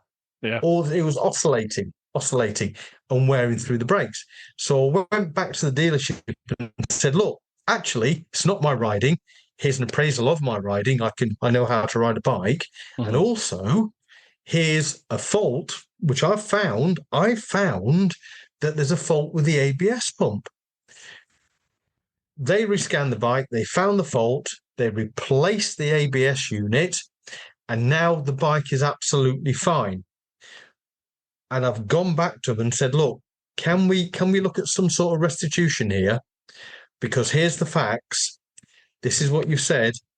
This is what the actual outcome is. I think we Mhm. need to chat about this. And now, very sadly, I'm being stonewalled, which is disappointing, because they know it's not right. Mhm. I know it's not right, but they are now not communicating with me or just fobbing me off when really they should sit down and say, right, Mark, okay, we stumbled here. What can we do? And I will say something like, give me a new set of brake pads, and that will be absolutely fine by me. Yeah, happy days. Do you want to Yeah. say which dealership it is? Feel free. Yeah. I don't want to at this time, Fair enough. No um, dramas. but because I need to be as fair as I possibly can be, and I I get want that. to give them the chance to resolve it. Now, if they resolve it to my satisfaction, I will be the first to go on to social media and explain it in a fair way so that people can make their own judgment and say this is what they did at the end of it. Mm. If they continue to stonewall and fob me off, then at that point I will probably name them, but I'll do it in such a way that it's professional, Mhm. it's as fair as I can make it, and I give a balanced appraisal of this particular dealership because I Yeah. don't want anybody else getting fobbed off. Mhm. I'm interested in this because I've had exactly the same issue with the rear brake pads and disc. And I know at Really? least, yeah, and I know I've heard at least one other person on social media. Somebody contacted me and asked me before I'd found out on my own bike and asked about it. And I was like, no, I've had no issue. And then there it was. I remember, was it 600 miles? Yeah, well, at the 600-mile service, exactly the same as you. They said Yeah. to me, "Oh, your rear brake pads are getting close to needing changed." And I laughed and I said, "Don't be Yeah. daft. It's not even 600 miles yet." And they were like, "Oh, well, Yeah. they're showing where?" And I was like, "Well, that you know." I don't know how because I don't use the rear. I only use the rear brake for really slow speed maneuvering. So if I'm commuting in town, that's the only time Yeah. I Yeah. rarely rear brake, in a Yeah. corner or anything at speed. Um, and then it went in for a 6,000-mile service, and same thing. They said, "Oh yeah, your rear brake pads need changing, and your rear disc is thin." And I was like, "That's not right. This can't be right No. because I don't use No. the rear brake. I very rarely use it." And then the bike was in. The bike was in at about 10 and a half, 11,000 miles, fairly recently, a couple of months ago, and it needed. I can't remember what it needed. It was having something done anyway. Maybe it was the starter thing, or it was having something done, and they did a whole walk around in the bike. You know how they do? They do well. Oh They yeah, just yeah, did a, yeah. a, Do a that. whole check of it. And again, he said, "Oh, your rear brake disc is too thin. It's now at the point where it needs changed." And I said, "Well, no, I don't want it changed yet. I'll leave that till the 12,000-mile service. But something's not right here. We need to look at this because this isn't right." Like I've owned three GSs before. I've done probably coming close to 120, 130,000 miles on those GSs, and I've never replaced any brake disc ever on any of them. Each of those bikes has done 30, 40,000 miles, and the Yeah. rear Yeah. disc has never needed replacing. The pads, yeah, but never the disc. And yeah, I was like, this ain't right. Something's not right here. So I'm going to push that with him. I'll definitely push it. And I've got the Yeah. GS 911. I'll give that a little scan and see if I'm getting the same issue. Yeah. Yeah. Please. I was going to say if you haven't got one, and because I like to have a ride out, I would ride down to you with mine and scan your bike for you. Mm.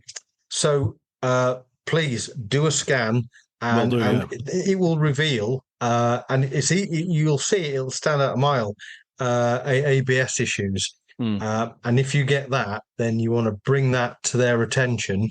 What I can't understand is that when I did that, they then miraculously found the fault.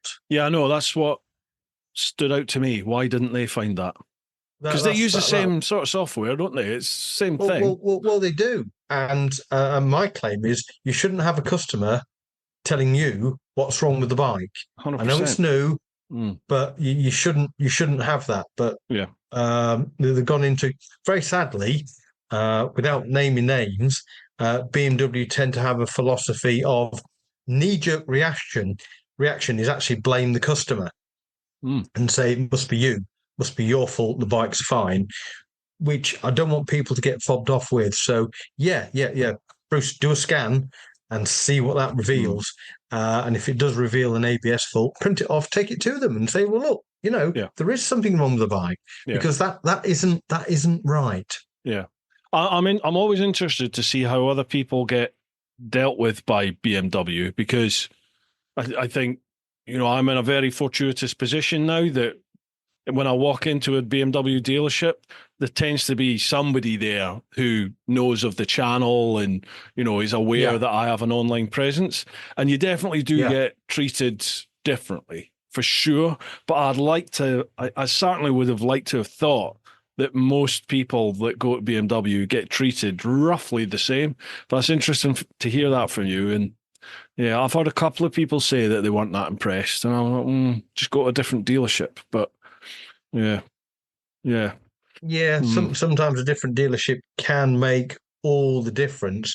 But to try and be fair, which is what I always try and do, on social media, people have asked me about it, and I've said, the bikes, I've had nothing but problems with it, but it's a fantastic bike.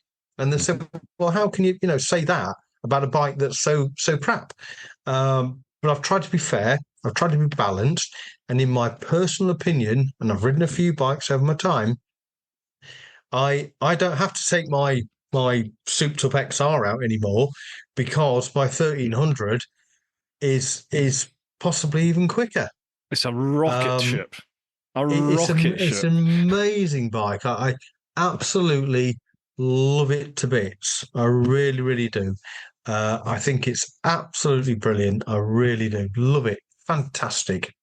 The only issues I've had is that rear brake thing, and the bike not starting. I think they're the only issues. And the bike not starting, it was like, I would say 1 and 2 before. Really, really frustrating. Then they changed the starter relay, and it was like maybe 1 and 5, 1 and 6 times it wouldn't start. I took it back. They said they had a look and couldn't find anything. But the bike then now, touch wood, almost starts every single time now. I've never had an issue. So I don't know what went on there. For me, the negatives with the bike, and I'm going to be doing a vid on this, are it's still not engaging enough. It's still not a KTM. It's not a Ducati. It's not even the Africa Twin in terms of engagement. And I put that down to that exhaust. Like I took the bike to the Picos in April, and I stretched its legs. I had some fun there, and the bike can't breathe.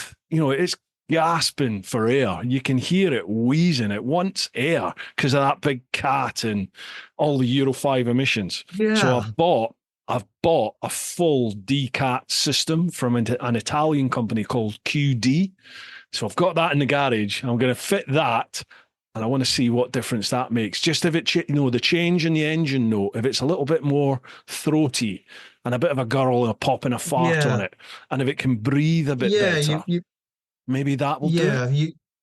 You've brought to the conversation something which I agree with. I sold it now. I had an F800 Adventure, and it felt like there was a potato shoved up the exhaust. Yeah.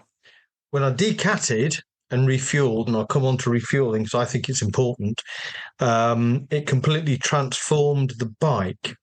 Now, my 1200 GSA is decatted, my 1250 isn't.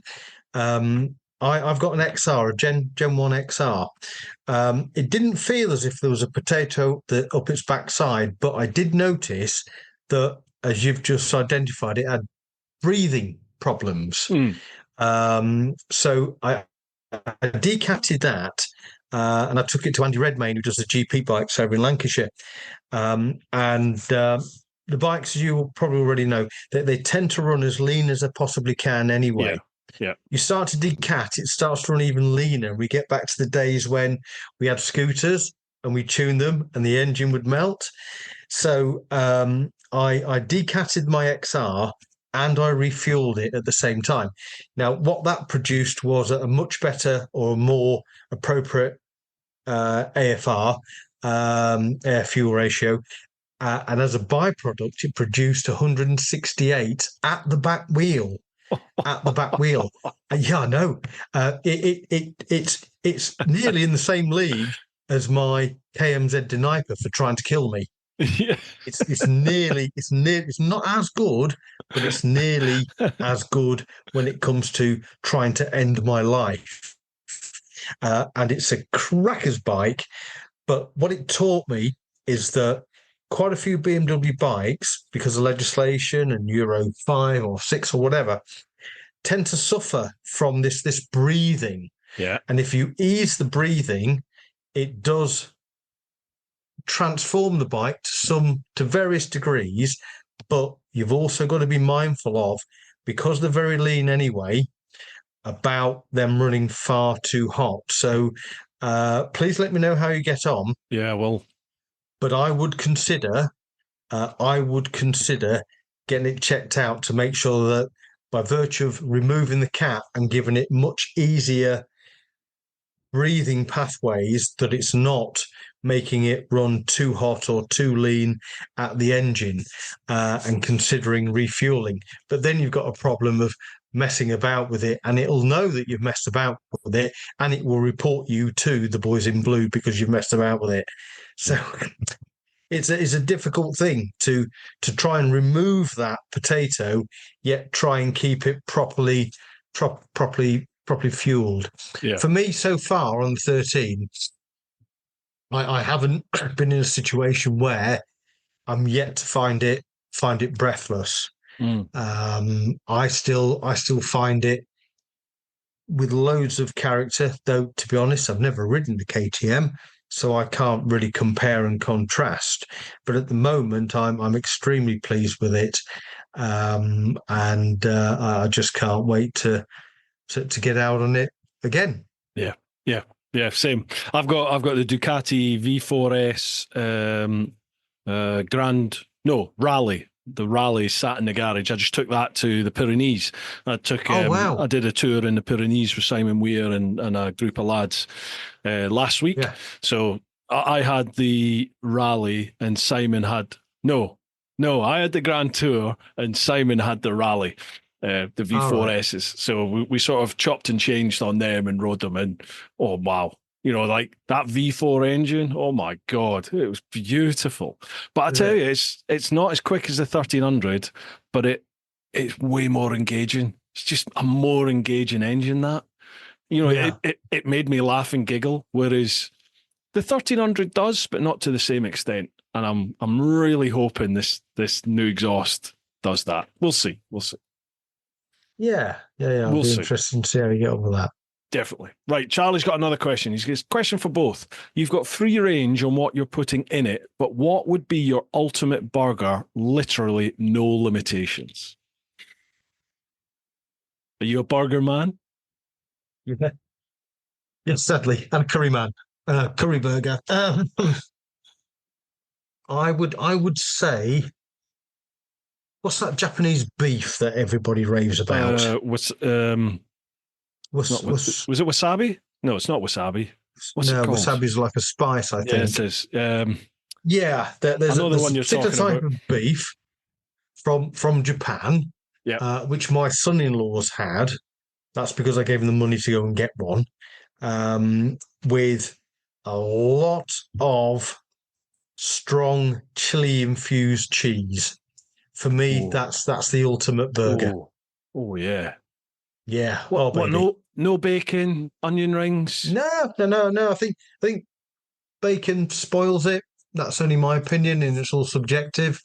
We can't be Um, friends. We can't be friends, Mark. Bacon spoils nothing. There is nothing you can put bacon on that it doesn't make taste better. Nothing. Yeah, it's too strong a taste, I think, with a burger, but that's only my humble opinion. But that would be my ultimate burger. That Japanese meat, and I can't remember what the name is. I Please forgot your forgive me name on of it. that. And some strong chili cheese. Perfect. Gotcha. I would go Aberdeen Angus or some sort of Argentinian meat because I had an Yeah. Argentinian steak once in Prague and it was absolutely sensational. It was Was it? incredible this steak. But yeah, and then I would have some sort of stinky cheese. I do like a stinky cheese. Yeah, I'd have some sort of good Yeah. strong cheese on it. I'd have to have bacon. I'd even put Yeah. some of that green Seemingly. stuff on it. Yeah, I'd put a little bit of token, the token green stuff. Have to have onion rings. Oh, what else could you have with it? Tomato. Yeah, I'd chuck everything at it. Charlie, I'm Yeah. I'm throwing everything at this. Yeah, everything you can Yeah. The, think the of. problem comes when it's that stacked high, We'll is deal actually with that. holding it, or do you just like stick your head in it? I mean, I have this, so whatever Yeah. I Yeah. eat, it gets untidy. So just Well, go for it. funny, Just funny you go. should mention that. One of my favourite foods, and it's disgusting, is hot Bombay mix. Oh, hot Uh, Bombay mix. yeah, hot Bombay mix, and this I won't get too graphic, but I'll get graphic enough.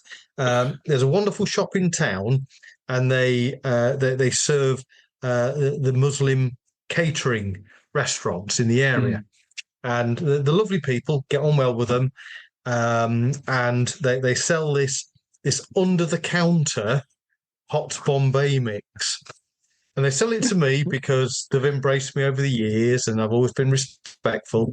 And they're really, really nice. But this Bombay mix, mate, it's like my sidecar in a bag. It's disgusting.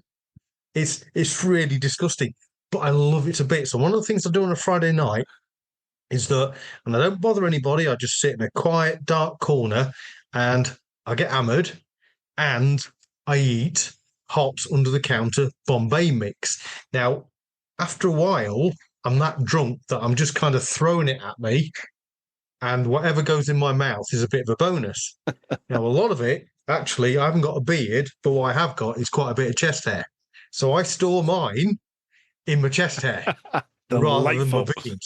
But then it comes out everywhere, and she who must be obeyed gets somewhat irritated about it.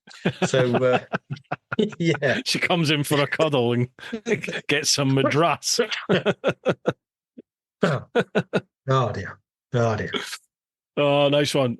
Charlie says, keep them shiny side up, fellas. Thank you, Charlie, and you, pal. Next one, David McCracken. Hello, both. Cymarc looks like a very interesting company. I see that you're offering a ground anchor. Any plans to grow this element of the business and compete with the big brands, maybe attaining sold secure accreditation eventually? Offering what? Sorry, I didn't get that first bit. The ground anchor. Oh yeah, the Beast. Yeah, Have you seen that? I have. I had a look. I saw his Yeah. question. Now, And if I you had a if look. you look in the Oxford English Dictionary under over engineered, you'll see a photograph of the yeah, you'll see a photograph of the Beast. There's a few about 2 or 3 foot away from me actually.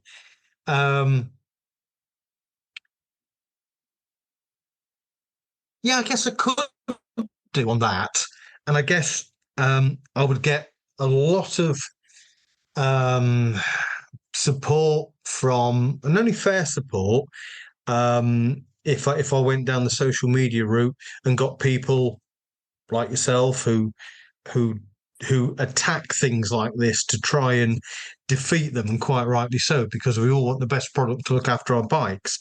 The only reason mine is so good, by the way, is that because it's over-engineered that much, it's that thick that there's no cutter will be able to get through it.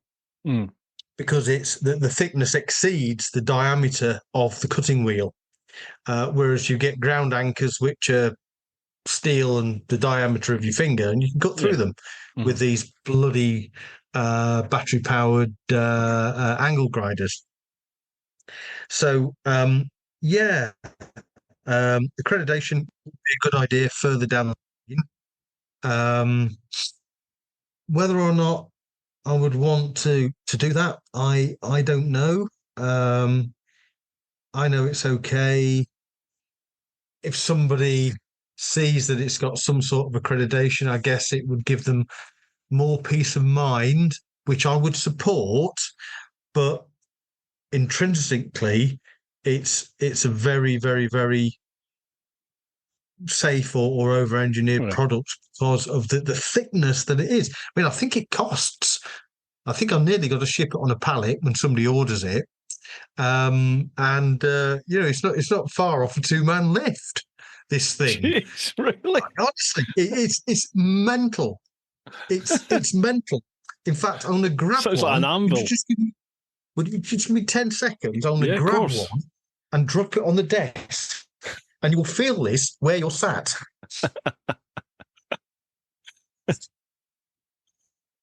Bear with us, folks. It's coming.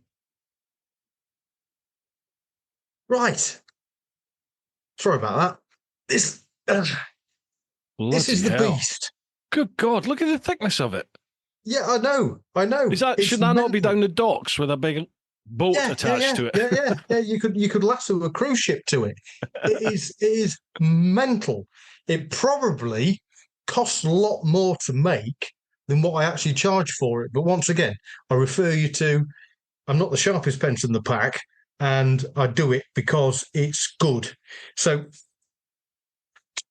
how is that? How is that attached to the ground? How do you attach that to the ground? It's attached by really, really thick. Have I got any?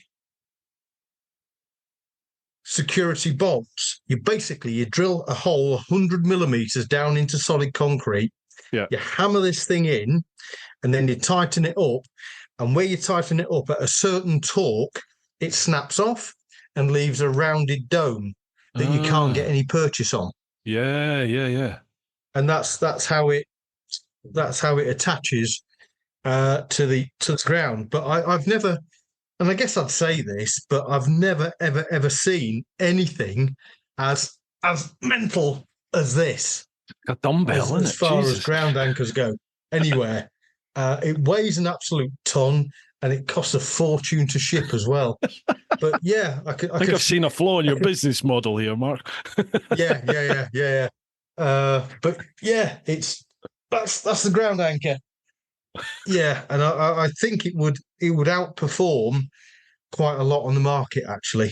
Be interesting, wouldn't it, to see how it compares with some of the market leaders, shall we say?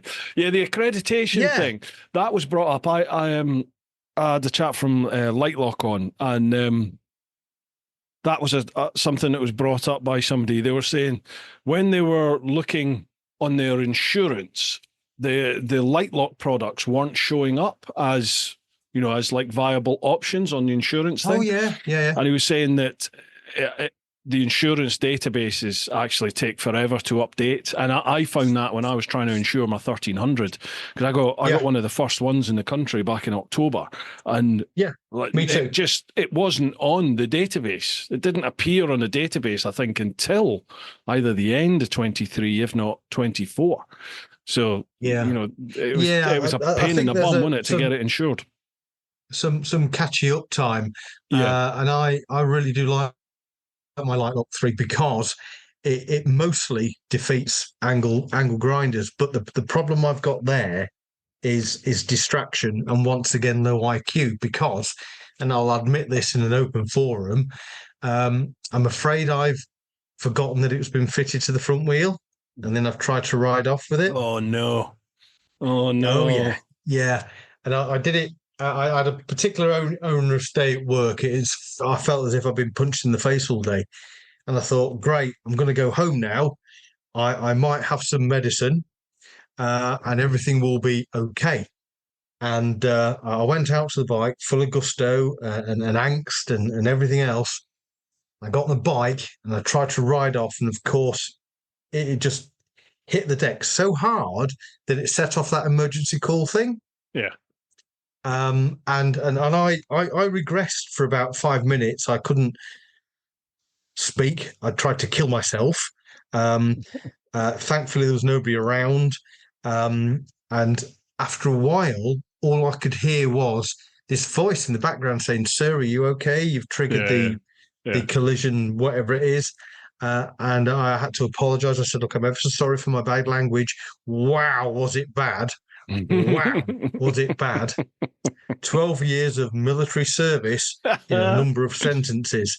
It was really bad. So I apologized profusely and I said, "I'm ever so sorry. I've left my D-shackle lock on. It's thrown me off. It's thrown the bike to the ground. And I was just trying to kill myself."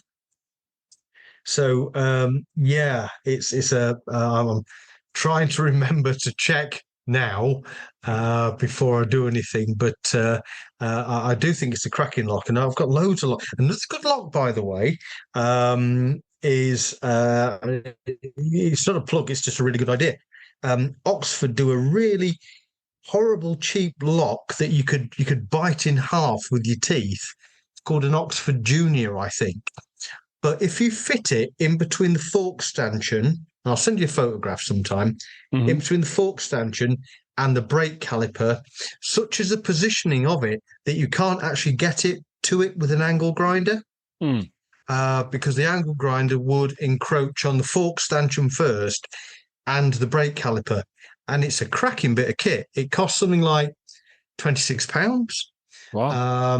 It's very small. There's hardly anything to it. And if you fit it to your disc in between the fork stanchion and the caliper, and I've tried this myself, you can't actually get an angle grinder into it to cut it off. Wow, I'd never heard of that one. I'll have a look at that. Yeah, really, really, really good bit of kit. I tell everybody about it because it's cheap and it's very, very effective. And it's a lot cheaper than the Light Lock 3. Not that I'm knocking that. I think it's a brilliant lock. Yeah, I bought the Light Lock after I had them on the podcast. I bought the X3 actually. I had an I've got an X1 and the Core. Yeah. But I bought the X3 as well just to be doubly secure, well, triply secure. Yeah. I got that, yeah. But interesting what you said about riding off with it still on. One of my mates just did that actually last week, did exactly that. He had the X3 on his 1300 GS. And didn't end well. I won't go into any details to save his embarrassment, but it didn't end well. Anyway, David's got a second question. Have there been any standout or unique custom parts that have really been difficult to manufacture, or that have involved collaboration with other companies? I'll answer the second bit first because it's the easiest answer. There's been little or no collaboration with any other companies, and that's for good reason. Because everything within the hallowed walls of Cymarc I can control. Yeah. Or Mick can control. So it's very rare that I ever put anything out, because then I'm relying on other people who might not have the same philosophy as me when it comes to making the parts. There is an exception, and that's a lovely little company on the other side of town, owned by a Polish guy called Mick Ariani, who I've known for about 30 years, and he does machining, and he's the only person I trust and let do the machining side of life for some of the parts that I produce that do need machining.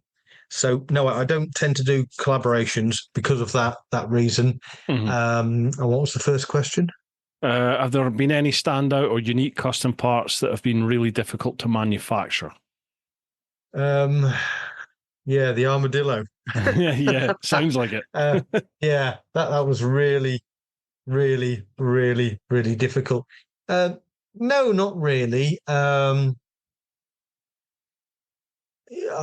We get the we all work to tolerances within engineering, and general tolerances tend to be absolutely fine. A laser, for instance, will cut to zero point 0.2 of a millimeter accuracy, and that's over a 3 meter distance.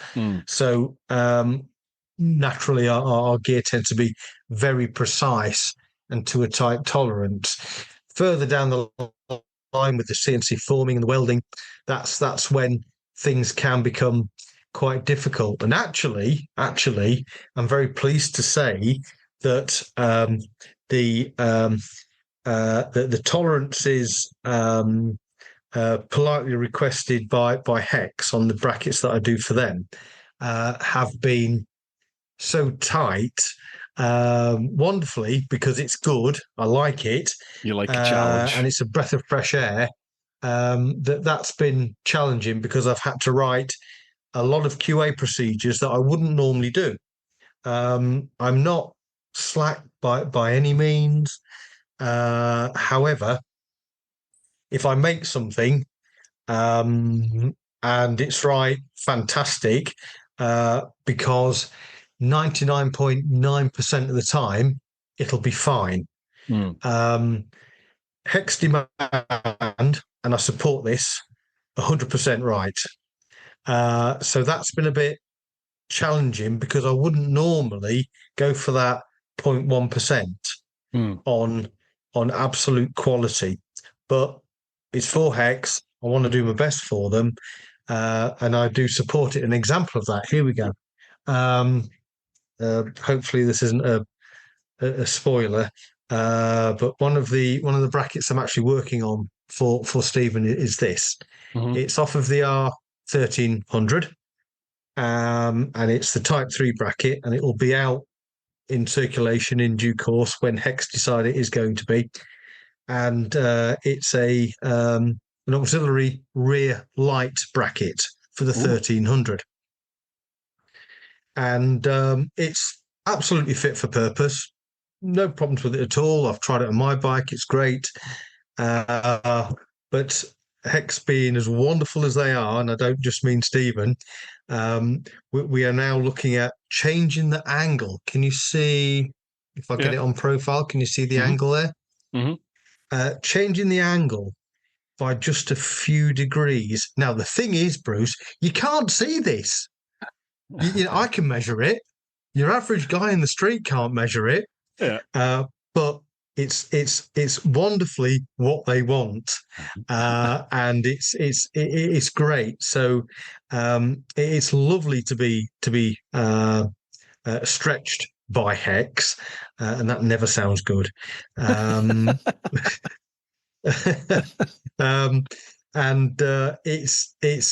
it's difficult, but it's good as well, because the company have got obviously high standards, which I utterly support, and I massively think are brilliant. And it's good for me, rather than me impose my tolerances on anybody else. That's good enough, and my stuff has been good enough for a long time now. To have a customer say to me, "No, we want it at this precise angle, or we want it to this precise measurement." It's great. It's great. I love it. I think it's brilliant. Yeah, you're being challenged, aren't you? You even after 30, 40 years in the industry, you're being challenged. Yeah. Nice. Yeah. It's absolutely brilliant. I really do like it. Hopefully that answers that question. He's got a third question. Finally, all the cool kids like me have Honda monkey bikes. If I wanted a custom part, for example, a stainless steel bash plate, how would you go about designing and making one for me? Well, I already make a custom designed bash plate for the Suzuki Van, which is very similar to the monkey bike. The way I would, if it was a BMW, the way I would go about it is by going out and buying the bike and then designing the plate for it. It's not a very cost-effective way of doing it. No. I must admit. That's why I hope my bank manager never ever views your wonderful podcast. Um, so if it was a BMW, I'd go out and buy the bike and I would design it and make sure that it fitted perfectly. But because it's not a BMW, the way I'd go about it is I'd invite the customer to the factory, Mm-hmm. and I would take some initial drawings and I'd make a few prototypes and I'd evolve those prototypes to the point where the part was perfect or to a standard that I'd be happy to have on my bike, regardless of cost. I wouldn't charge for the R&D because I don't do that. I'd just charge for the part itself. And that's how I would go about making a bash plate for a monkey bike. Wow. Do you ever utilize these 3D scanners? I see a lot of companies when the 1300 was coming out, and things like the mud sling, the fender extender, just all the usual accessories that you'd buy for the 1200 and the 1250, you want for the 1300. A lot of companies were like, oh yeah, we're a way to go and do the scan, and they just had like these hand scanners, 3D hand scanners. God knows how much they cost, but that's what they were doing. They would hand scan a bike in a dealership somewhere and build the model, and then they designed off the model. Would you ever utilize that sort of technology, do you think? I don't know, and there's a number of reasons for that. Low IQ, not necessarily cost. Being understanding how it works, but I'm aware of them. I've seen them, and I guess this is a dinosaur answer, but I do actually mean it. A lot is done on CAD. A lot is done on the computer screen nowadays. But when we do that, we get things like the 1300, which is full of faults and problems because it was designed on a computer screen. There's nothing wrong with that. Nothing wrong with that. But look what it's done for us. Now, I think it's brilliant. I haven't got one of these scanners myself, and I have thought about doing one. But at the moment, I will visualize a product. I'll make it in cardboard, then I'll make it in steel, and I'll keep on making it. Now, there is an advantage to that over doing it on a screen, and that's because you can actually feel it. Yeah, it's tangible, and it's something which Stephen very kindly allows me to do for him. He'll come up with a design which he would like, and I'll of course I've got to draw it within CAD, but that's where it stops. I'll actually make the item and I'll send it down to him so we can touchy-feely it, because I think with a lot of this scan stuff, you can produce an item that you've never actually touched or felt the weight of it or even put it against the bike. And I think that we miss something there between computer aided design, as brilliant as it is, and I'm not knocking it, and having a tangible item going through that evolution stage where you can feel it and see it and touch it, rather than producing something off of a computer screen. Because look how that worked out for us on the 1300. Mm-hmm. So bit of a long-winded Simon Bates answer there. Yes, I think the scanners are great, but they are not a comprehensive solution. I think it also should be married up with actually making the stuff. But of course, making a prototype is a lot more expensive than doing it on a screen. I get that. Of course. And also, obviously, utilizing the 3D scanning technology, that can allow you to get that first, say you haven't physically got access to that bike to measure whatever it is that you need to create the initial prototype component part. You can use the 3D scanner to do that, can't you? And then physically, mock up that part, and then now you've got it in your hands, and you can then fit that to, if you can get access to the bike, fit that to the bike, see what you need to alter. Yeah. No, I get what you're saying, though. The traditional tangible feeling. It's also a very cost-effective way of doing things. It's quite expensive to go out and buy the bike. Yes. But don't tell the missus. But these scanners ain't cheap either, are they? no. The bikes aren't cheap either. I think it'll be cheaper to buy a scanner, but then again, if I buy the bike, then I know I can be sure about it, and True. I might have to ride it as well. So, Oh, well, oh no, there's an additional benefit to that's it. it. Nice one. Cheers, David, for that question. Next one, Owen Harries. Hi, both. Quick question for both. What would you say were, or still are, from your youth or as you went through the decades, are your three favourite music artists or bands? Some you may have seen live, others you may have, or others maybe through the medium of radio, tape, cassette, CD, or via the internet. You only have three. Ooh. Right. First one is Flock of Seagulls, if you remember those. Really? Yeah. Okay. All right, yeah. Flock of Seagulls. Did you have the hair? Just Did you have the crazy hair? No, I've never had the hair actually. Apart from on my chest, but it's for the hot Bombay mix. Flock of Seagulls, because it brings back so many memories of time when I had my Honda 250 Dream and my mate had his Yamaha XS 400.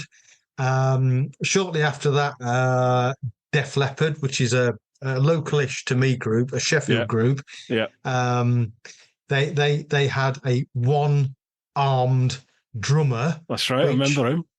Yeah, that's right. Which just blows me away every time I say it. If I ever think I have tenacity, then I just think about that guy and realise that I'm just a pussy.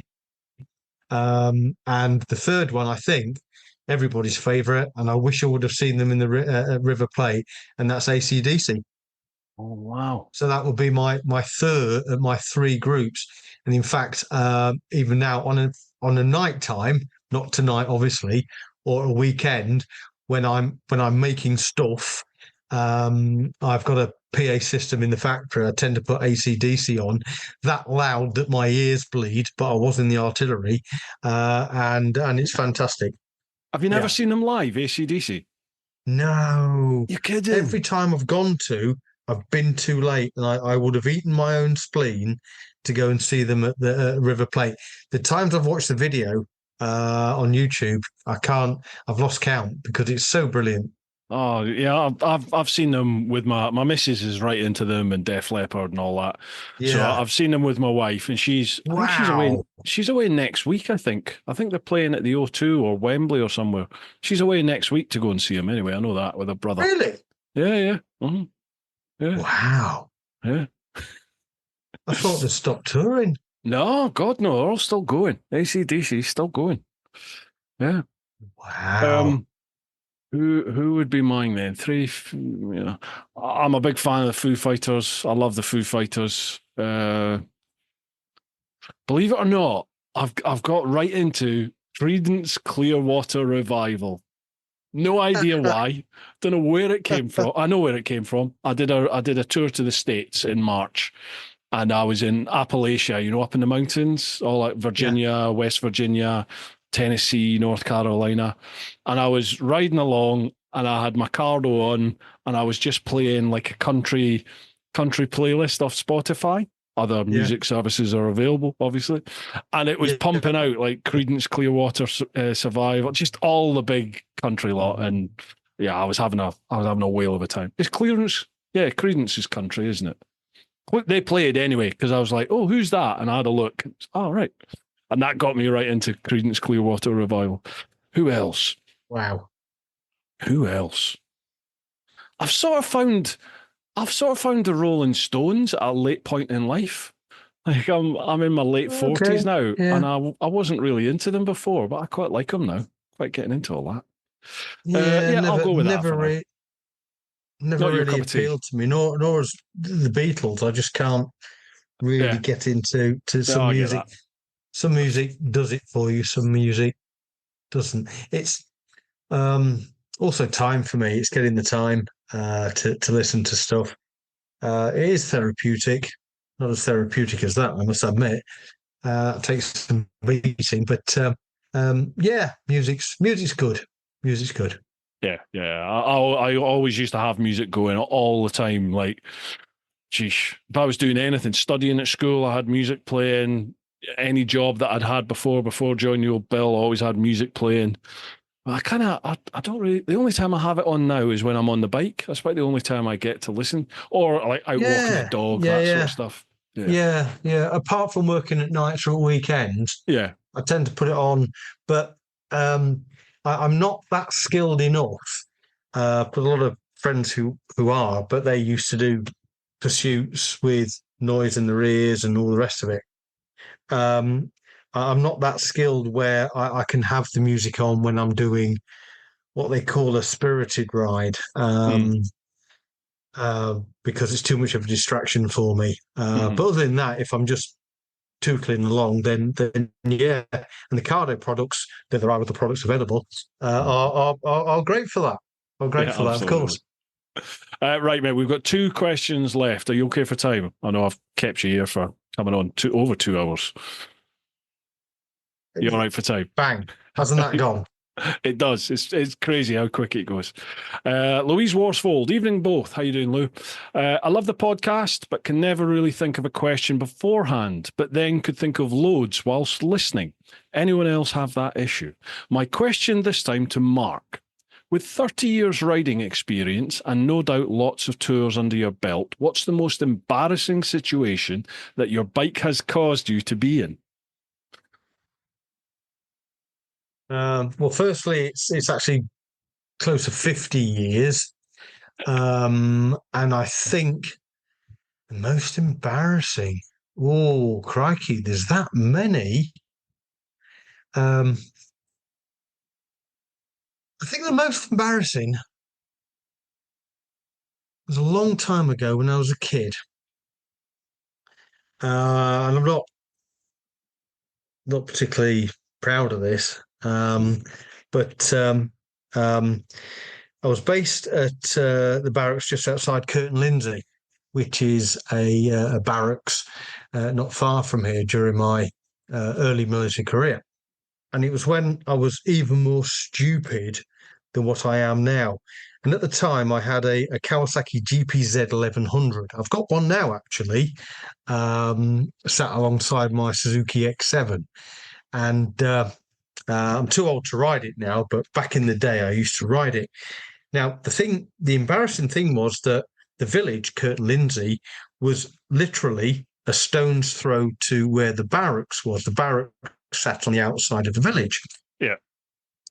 And for reasons best left to other people, I decided to ride my 1100 down into the village and then drink too much. And once again, I'm not proud of this. And I was young and I was very stupid. I've never done it since. And I decided to ride my bike back to the barracks. I could have left it there and walked back. It was a distance of, I don't know, less than 3 miles.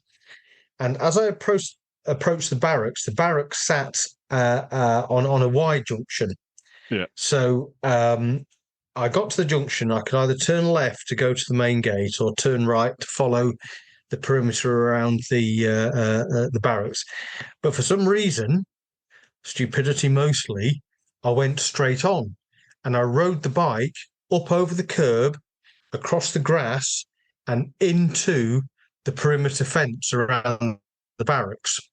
And that was the most embarrassing time for me on a bike because, and I deserved everything I got, and quite rightly, everybody heard that Mark Hooton had ridden his bike into the side of the barracks. Yeah. Because he's an idiot, and it went through the regiment like wildfire, and it was so embarrassing for me that it took me, I don't know, months, maybe years to get over, and that was the most embarrassing time on a bike, and quite rightly so. What impact did that have on you then? What, not what lesson did you learn? Did that have an impact on you? Because for me, like, if I've had accidents on the bike, whether they're my fault or not, like I feel embarrassed if I have an accident on the bike purely because, I have a presence on social media and people expect you to like almost be not infallible, but you know what I mean? It's just like, fucking idiot, what have you done that for, kind of thing. So it makes me, I sort of analyze it and go, right, what did I do wrong there? what could I have done better? Yeah. All right, what training do I need to do now? Like, what can I do to stop that happening again? What sort of impact did that have on you at the time then? At Don't a drink. very young age, it had a massive impact on me because I can still remember it now, and I can't remember what I had for tea last night, and I probably cooked it. Excuse me. And I think it was because it went through the regiment like wildfire Aye. because it was a big happening. Yeah. Mark had ridden his bike into the barracks when he could have turned left or right, and it was the embarrassment. And there was only something else which which similar to that, which I'll recount because it is amusing.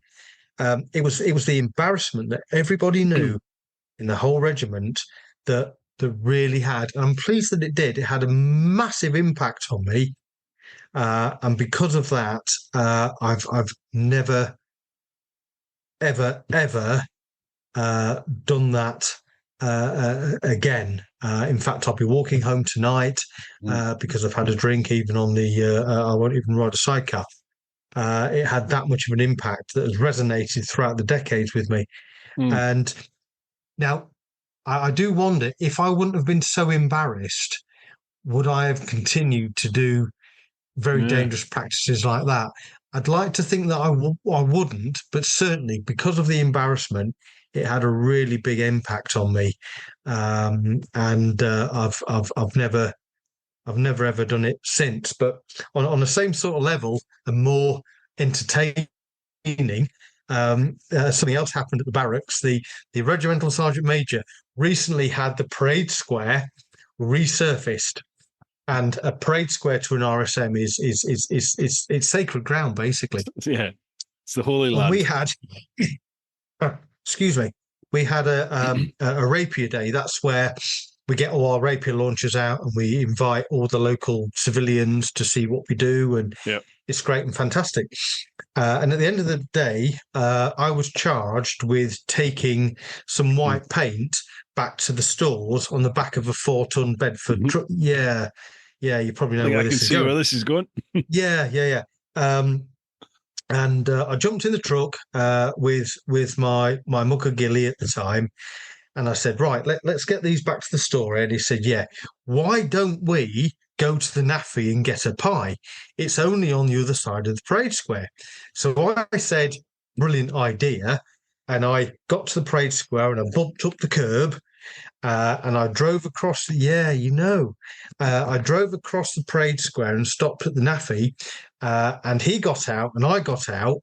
And I looked at what had happened and I wanted to die. I wanted to kill myself because what had happened was when I bumped up over the curb, a tin of white paint had tipped on the back of the Bedford and it had left a trail of gloss paint across the parade square. It's a true story, this. Oh, my God. Across the parade square. My mucker Gilly started to whimper like a girl because he realised what this meant. I started to whimper like a girl because I knew what it meant. So I went straight down to the RSM's office. I knocked on the door and he said, "Oh, Bomber Hooton, how are you?" I said, "Oh, I'm fine actually, sir, but I need to tell you." Oh, no. You're back. you froze there. You're back. Right. I said, "Sir, you're not going to believe this, but I've taken the Bedford across your new parade square and it had a tin of paint on the back which tipped over and it's left a trail of gloss white paint across your parade square." And he said, "Oh, Bomber Hooton, you are a bit of a character, you know." "Oh, yeah, I've come to know that of you. That's very funny." And I said, no, sir, I've actually done this. Do you want to kill me now?" And he said, "Right, you've got a few hours to sort that out." And off I went. And I went to the stores and I bought a load of, I didn't buy it, I got a load of thinners and a bass broom. And I tried to scrub it. But what I did was I took a white stripe about that wide and I made it a grey one about that wide. So I only made it worse. And word got round the regiment along the lines of, guess what? Mark Hooton hasn't only ridden his bike into the barracks, but he's also put a stripe across the regimental parade square that the RSM has just got Oh, redone. brilliant. Brilliant. And people from all the regiment came out to see me scrubbing this line across the parade square. Oh my God. Yeah. That was, I can look back on that now with humour. That was embarrassing. I can look back on that time on my motorbike with no humour whatsoever. And that was embarrassing, and quite rightly so. So that's the answer to that question. You can't leave us there, Mark. What happened to the paint? Did you get it sorted? Well, actually, it's still there to this day. Still there to this day. It's just faded. It's just faded. And it became known as Hooton stripe, really. What did you get for that? The only way you could really get it out would be by relaying the parade square, which obviously was nonsensical. Yeah, I do stuff like that. Yeah. Did you get a stern word for that, or? Well, I remember when I was scrubbing with the bass broom, the RSM walking up from RHQ up to the warrant officer's mess with his paste stick, and I do actually think that because we were all really sort of we had various traits back then. I actually think that he was in denial, because if you think about it, how can you possibly consider that somebody, and it's going to be Bomber Hooton if it's going to be anybody, that somebody is going to leave a stripe of white gloss paint across your parade square shortly after you've had it resurfaced? I think I would be in denial too. So nothing ever came of that, punishment-wise. Wow. I think the RSM moved on in due course to another posting. Had a heart attack. But of course it was there, and it's there to this day. Actually, it's a lot more faded, but you can still see it. That's brilliant. Yeah. Right, cheers for that one, Lou. Last one, yes. Darren Bemrose. Cymarc are local to me. I applaud them for manufacturing at home. How hard is it to compete with the AliExpress, Amazons, etc., and people's mindset? It's the same thing made in the same factory. All the brands are at it. Possibly contemplate the question while viewing the Chinese-owned British steel plant. Right, we sort of touched on this earlier. So how hard is it to compete with your competitors? Not at all. We did touch on this earlier on. Yeah. I find it. I don't even think about competing with my competitors, AliExpress, because we service different markets. Mm-hmm. I service a market where people gravitate to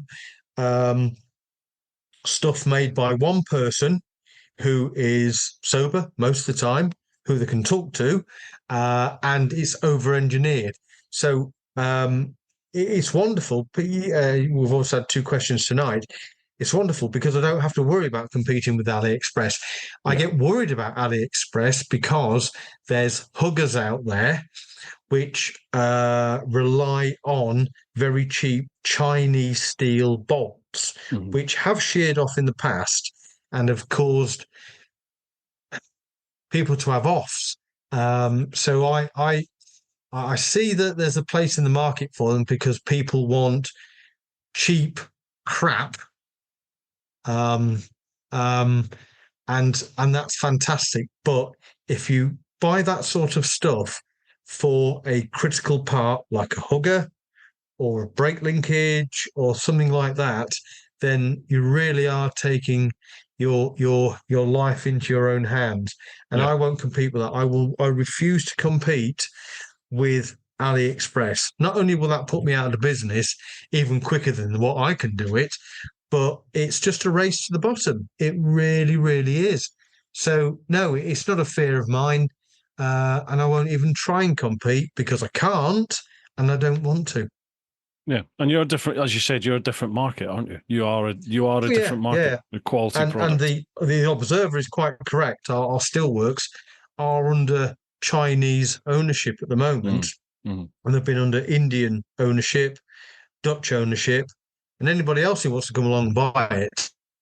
And I personally, seems if I'm getting on my soapbox here, I don't necessarily think it's a good thing because our manufacturing is being governed by an offshore entity, China, which have a different philosophy to us. Yeah. Generally speaking, not everywhere, but generally speaking. And I don't think that's a good thing. But that's only my personal view. I agree with you on that. Absolutely. Hmm. Mark, I think that is a good place to end the chat. It's been an absolute pleasure to chat with you, mate. Fantastic. Before we go, I normally open the floor up to you for a chance. You know, you can say your hellos, or you can plug a company, plug a product, plug your socials, your website, whatever you want. The floor is yours. Over to you. Yeah. Okay. Well, I'm purposely not going to plug Cymarc Bike Parts, because I think that it should stand on its reputation. Mhm. But I would certainly plug the Buccleuch Arms up at Moffat. They're a wonderful crowd. I absolutely love them to bits. I really do. I'm so close to those guys, and they mean so much to me. I will plug everybody who works for me. I would certainly plug Catherine, who runs the place for me, because she does such a good job, and I think so much of her. And I would plug every single small to medium sized enterprise in this country that make their own stuff. And yeah, yeah. Oh, and I guess, of course, I would plug Hex. Mega. Well, I'll do the plug-in for you then, pal. Folks, if you want to find out more about Cymarc and Cymarc Bike Parts, check the links down below. The website will be on there, and the social media, that'll all be there. So make sure you give them a like, a follow, subscribe, all the rest of it.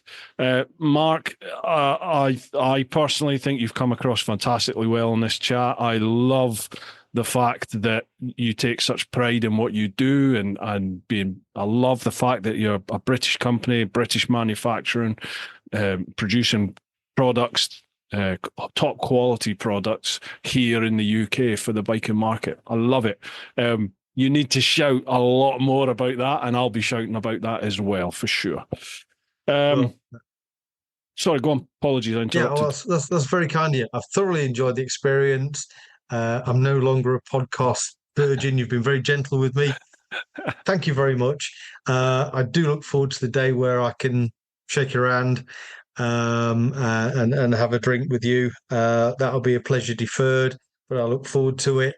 And yeah, thank you for your support of British manufacturing. Pleasure. I'll take you up on that drink. We'll do it in person. Fantastic. Awesome. Right, folks, hope you've enjoyed this one. Make sure you give Cymarc a little support there. Keep doing your thing. Get on out there whenever you can. Look after those that you love. But most importantly, live your life. Right, where's that stop button?